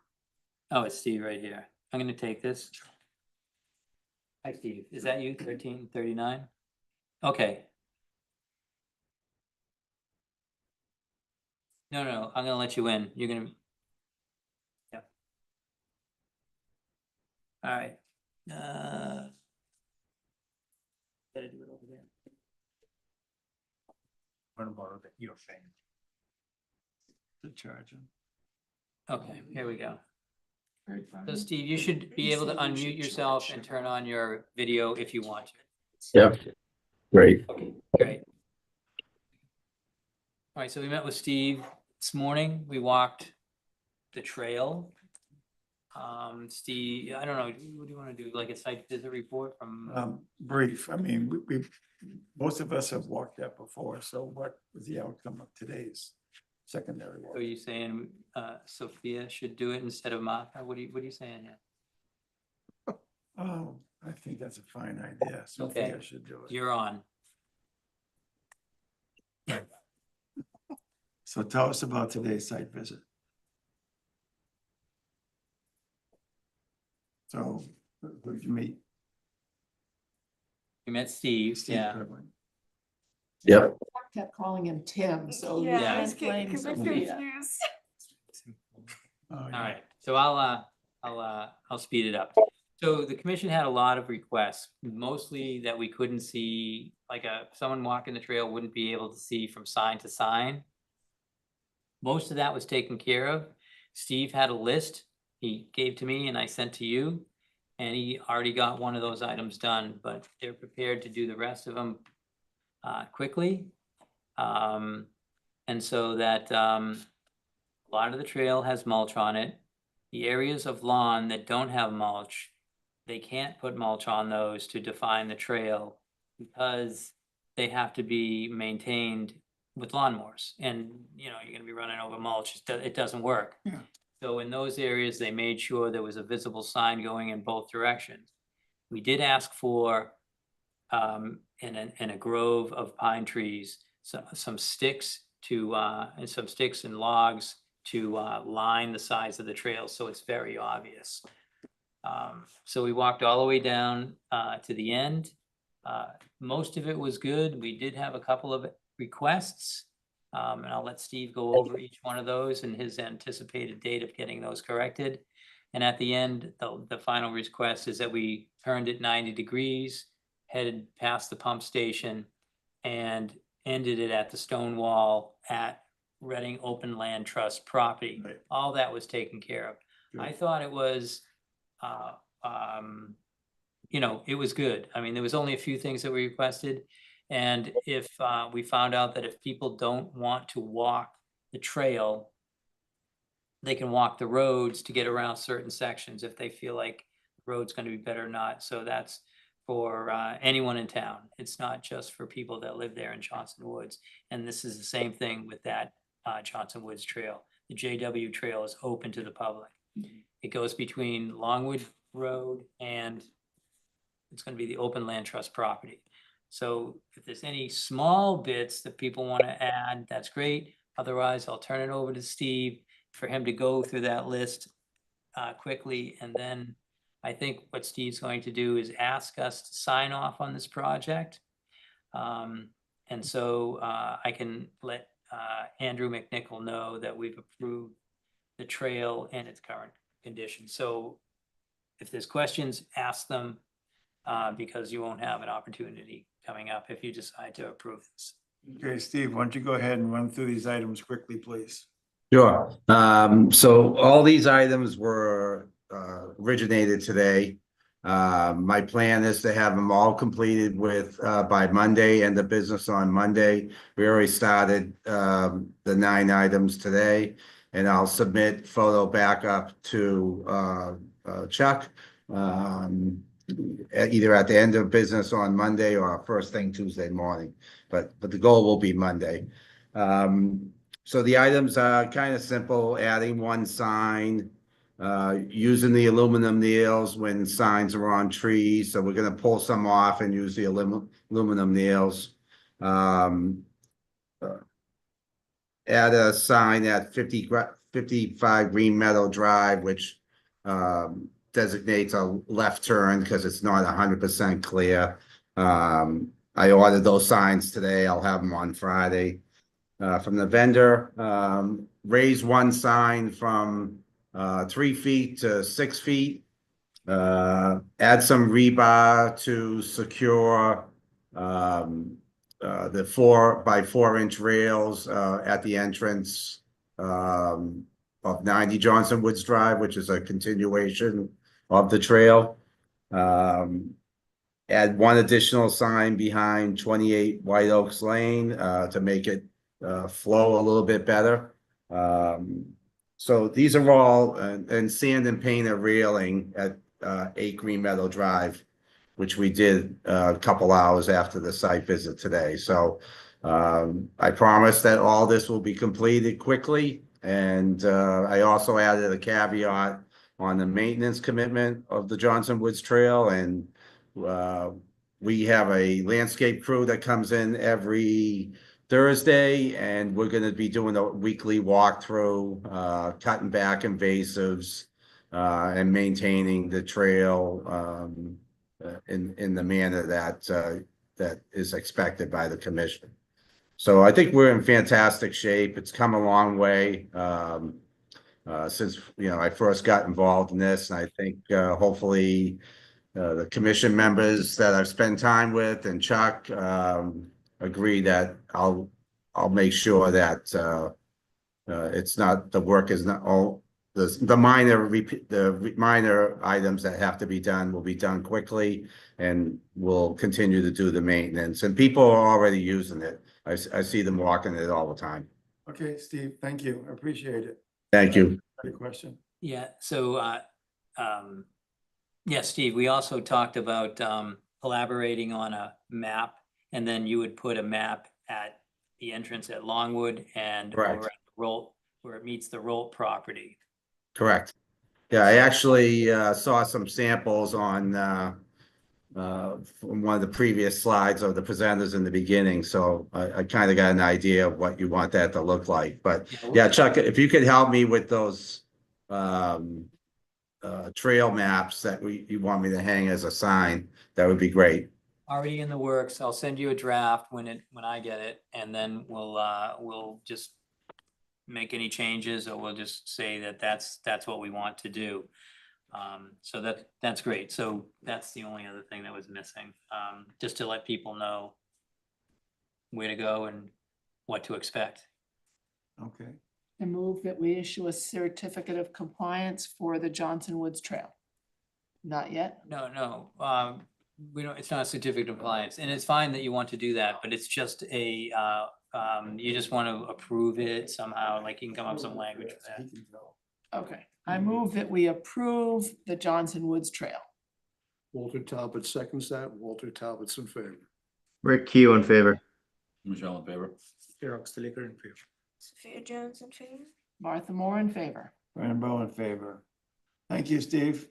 Thank you. I really appreciate your time. Yep. Have a Nice good to you. night. Thank you. Great day. Okay, Joe, anything down for us? Yeah, just two quick updates. So Ryan Corrigan and Jeff have been talking about the ongoing maintenance work around spraying black swallowwort and other invasives. Offshoots Incorporated plans to end that work by the end of August, treating all the areas that we previously discussed. And then Monday, August 31st at 6 p.m., there'll be the next Town Forest Committee meeting. So I will be attending that, and I'll have more to share in September. Next is different compliance for 1153 Main Street. Martha, want to take us through that? Sure. The grass has been planted. It's mostly crabgrass, but it is holding the soil in place. And the downspout has an extension on it that brings it along the drip trench and dumps it out in the appropriate place. The trees are looking good. The only concern I had was that the homeowner has not taken up the erosion control along the bank of the stream, and it looks like it is not the burlap covered erosion control that would decompose and you could just slit it and leave it there. It seems to be black nylon covering the What erosion reason did she control. give you for wanting to leave it? She considers it to be a dike, preventing the stream from flowing into the property. So I'm concerned about leaving the erosion control there along the stream. I don't think that's appropriate, but everything else looks good. So don't approve. Right. Maybe we don't give in on that. What did she, so, yeah, Okay, so everything else is okay. She needs to remove that and then come back to us. okay, And do we give her a I'll let her know. I'm, date by which? yeah, I'll let her know. Well, we could actually, why don't you just get this off the agenda? Why don't you approve it with that condition, and when it happens, I can issue it. How's that? So I move that we approve the certificate of compliance conditional upon the erosion control on the stream bank being removed. Okay, Walter Talbot seconds, Walter Talbot's in favor. Rick Q in favor. Tim Michelle, in favor. Jay Oxley, in favor. Martha Moore in favor. Rainbow in favor. Okay. Moment we've been waiting for. Leaving? We need, well, not quite the moment we're waiting for. We need to vote for chair and vice chair for the upcoming. wait a minute, did we miss something? Well, there's things after it. Okay, So that is the moment we've been waiting for. chair and vice. I thought you chair. were actually 2 months. leading up to my administrative report. I was like, my head was starting to, Chuck, it's after 10, please. it's helping out here. Okay. So chair and vice chair. First of all, does anybody here want to nominate themselves for either one of those positions?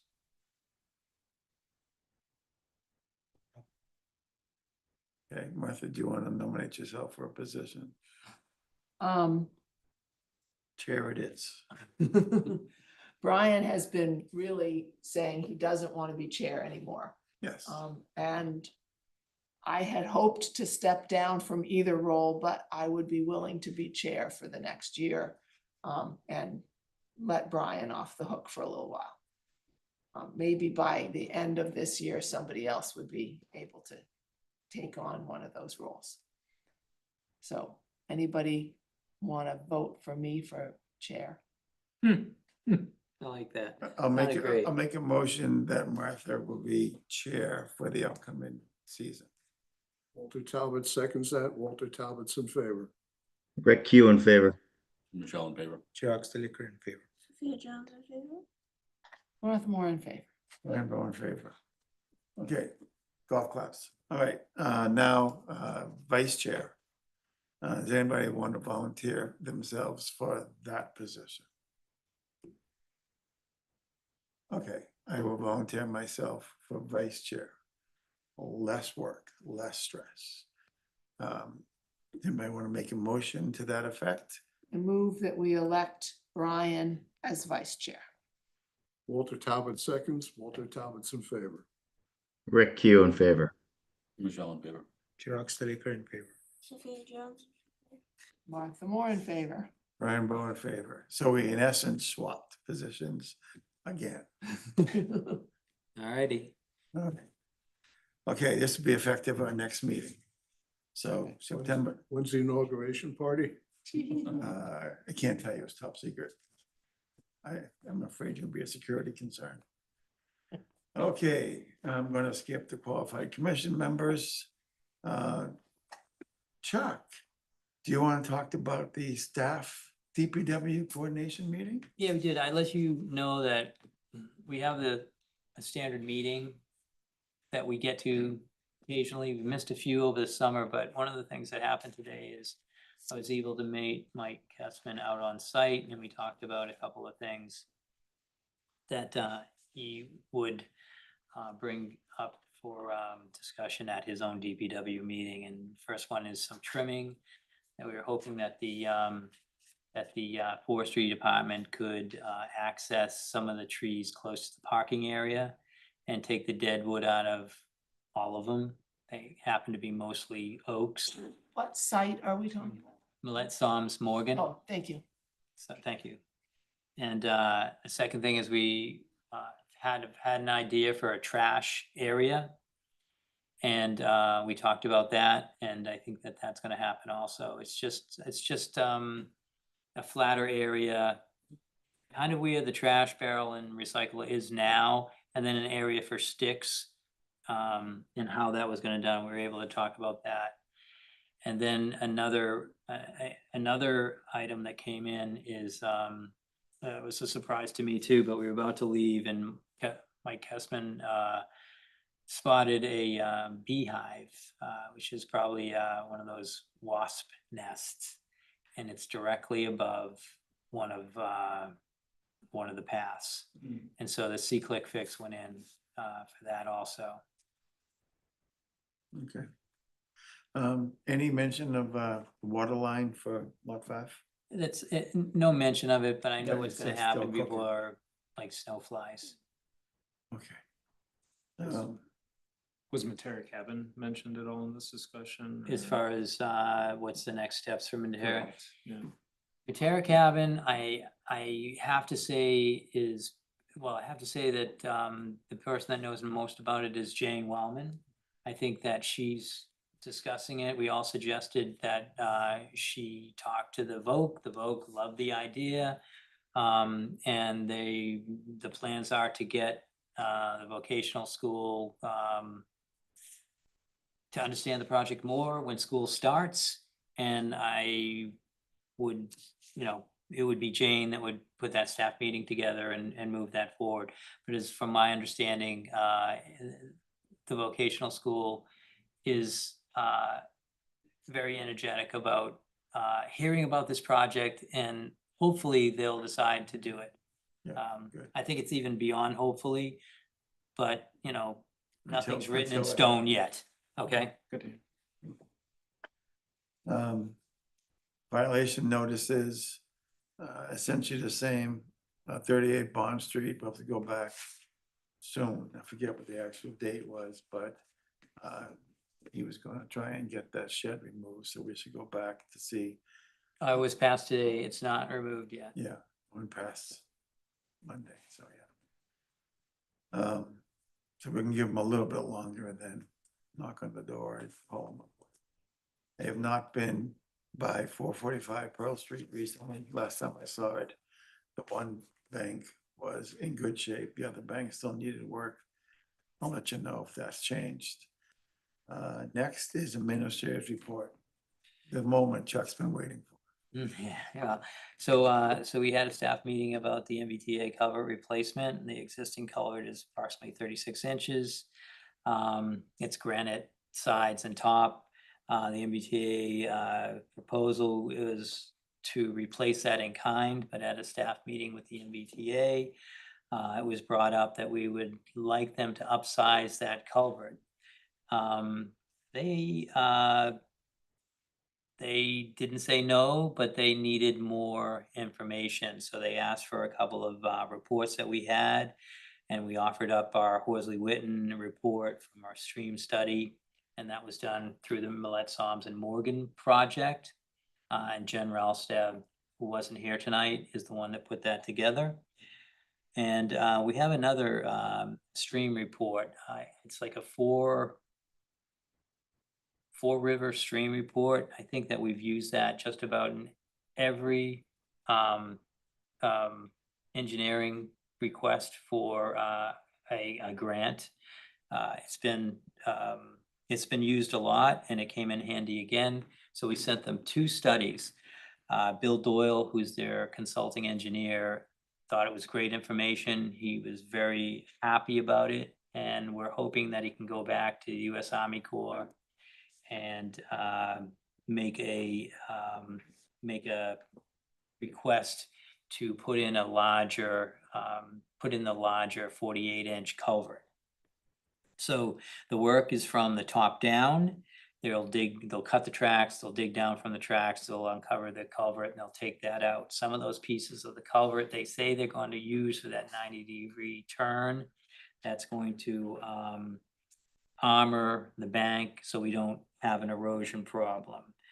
They're actually they're gonna put in some coffer dams for this project, which will dam up the Abijona, and they'll bypass pump that across Okay. out the other side, and they'll have some erosion control there, so they're not creating a sediment issue. They anticipate this project to happen in October. I wrote in or early November, and there was no date chosen, but if it had to get in before this year, you know, before the snow, that's when they would do it. They anticipate to come to a conservation meeting, so I asked them to give a request or just to just discuss this project is probably the best way to say it at a conservation meeting, because they're exempt from the local bylaw and the State Wetlands Protection Act for this maintenance work. And so you can ask them all your questions at that time, but again, it's exempt work.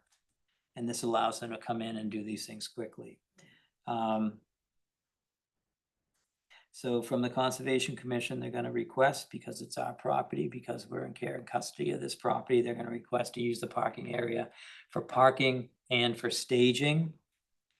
And they're going to request that they can put in the coffer dam on Millette Soms and Morgan property, because that's where it's at.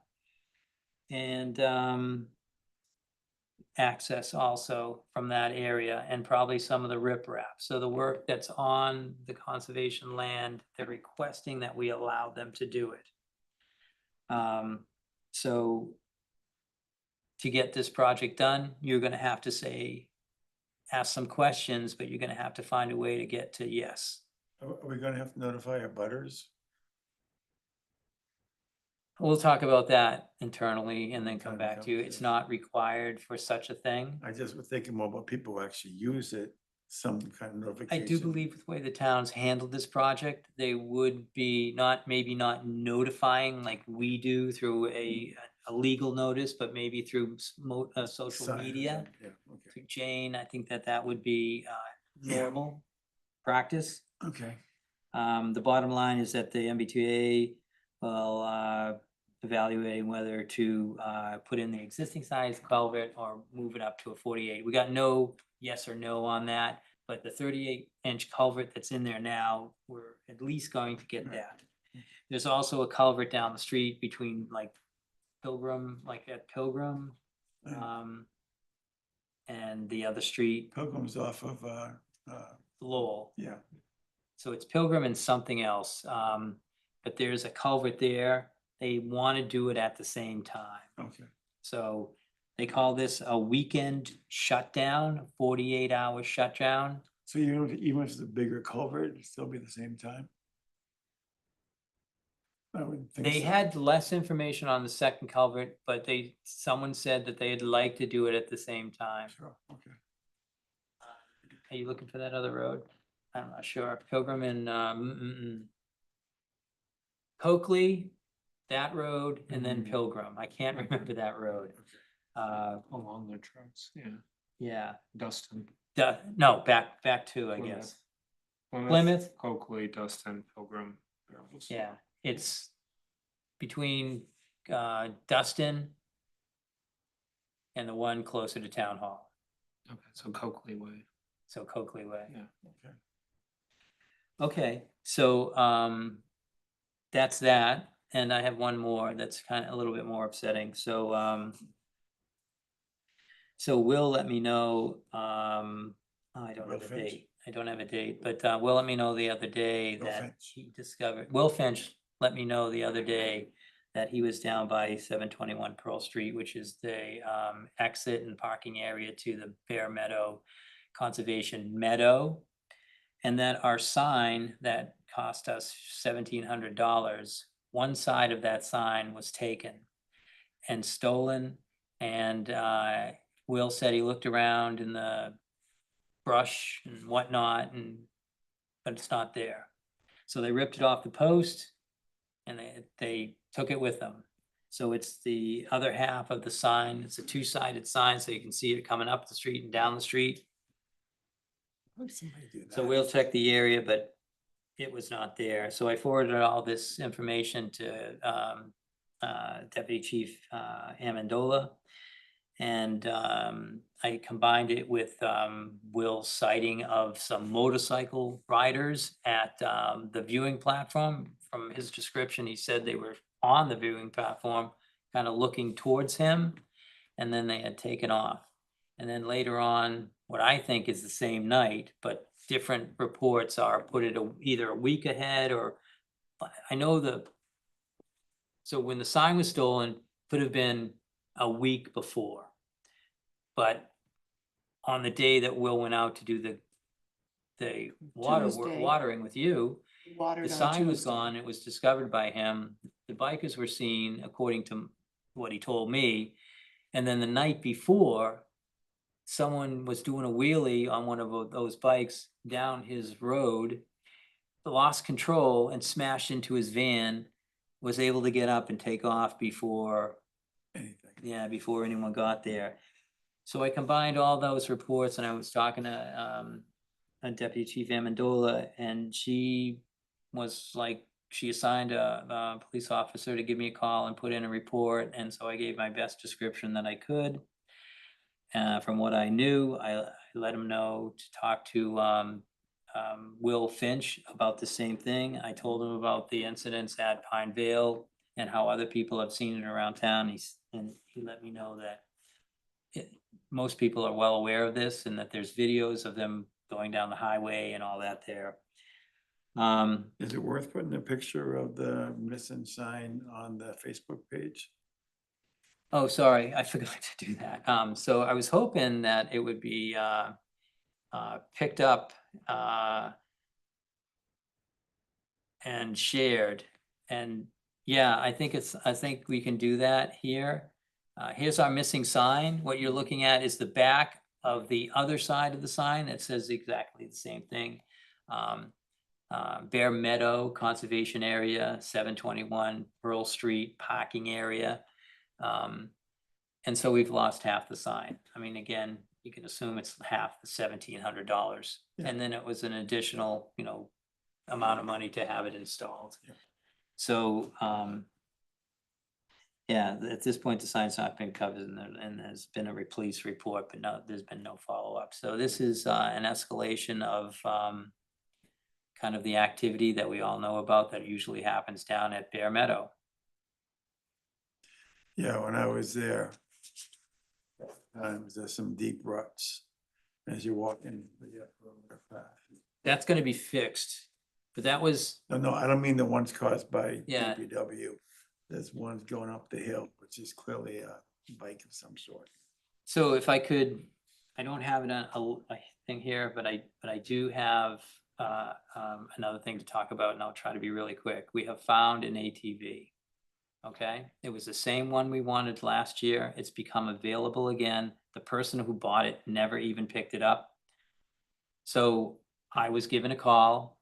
I've talked to the chair and vice chair of the Trails Committee. We are going to share the expense of that purchase. It's gonna cost us $6,000. Trails Committee is gonna throw in $3,000. Conservation Commission is gonna throw in $3,000. We had all the approvals last year. This is the same thing. We have a Trails Committee meeting next Wednesday. And it should be here within a couple weeks. And as far as trail maintenance goes, one of the things that we should look into, and Trails Committee has been committed to try to buy things if we got an ATV, or we could kind of install on the truck. It's like a SUV that the town lets me use to help us do trail work, to help us do conservation work. So they had a list of maintenance things, and I think that what they're gonna do is they're going to look at that and see if they can upgrade the trailer purchase they wanted to something that would carry the ATV, or actually it's a UTV. Or, of course, our first request is to see if the town would get a plate for it. But you have to back up from that to make sure that that actual purchase was road, Really? yeah, roadworthy, road grade with blinkers and headlights and whatever else is needed.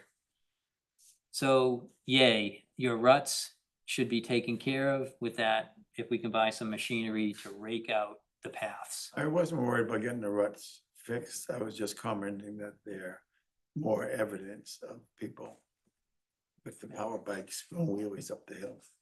So we didn't get the grant for this, but I think we got lucky and we got this opportunity back. And I think it's gonna be a great tool for both the Conservation Commission and the Trails Committee moving forward. Where's it gonna be housed?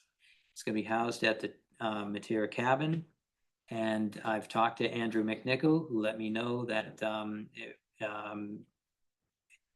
maintenance and gas should be not an issue, and those should be taken care of because it's taking care of two town land use committees. Yeah. Shouldn't it be an issue for those two things to happen? So should we do any extra security, any extra measures to protect it? I mean, there's a lock on the garage door already. Is it worth chaining it to something? I don't know. Hey, you guys can do whatever you want. I think the garage door is pretty solid. I could ask facilities if they think, what they think of that. Yeah, I just don't want to have it go wherever the sign went. Yeah, I think there's a key in, I mean, like, we probably wouldn't leave the key in it, you know? Yeah. Right, good. Yeah, I think I covered all the bases. Well received by Andrew, you know. Well, Good job, Chuck. we've done good. Chuck, for this sign, if I come across some of the neighbors on the opposite side, I don't know if they have ring cameras or anything, but I can ask around to see if they can at least check the footage if they have it, assuming that it maybe happened within the last week or two. So the police department would love to have that, footage. Okay, I'll ask around. And yeah, we would like to have the sign back. Like I said, it's, what is it, $800 or something like that? Ish. Roughly. Okay, anything else? Thanks, Rick. Anything else, Chuck? Only to say, since Rick just, an ANRAD area, resource area delineation is coming in for 695 Main Street, 695 Pearl Street at our next meeting. Okay, then on to minutes for approval. We only have one. Which one we have? July 8th? July 8th. Can I have a motion to approve the minutes for July 8th? So moved.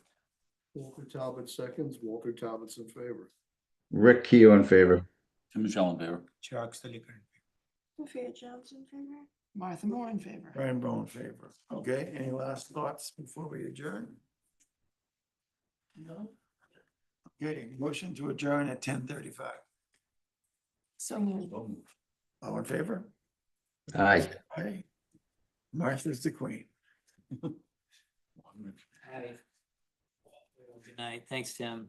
Thank you, Rick, for hanging in there. Tim, you can look at the ATV when we get it too. Someone already looked at it, but please head down there and And be kind. No problem.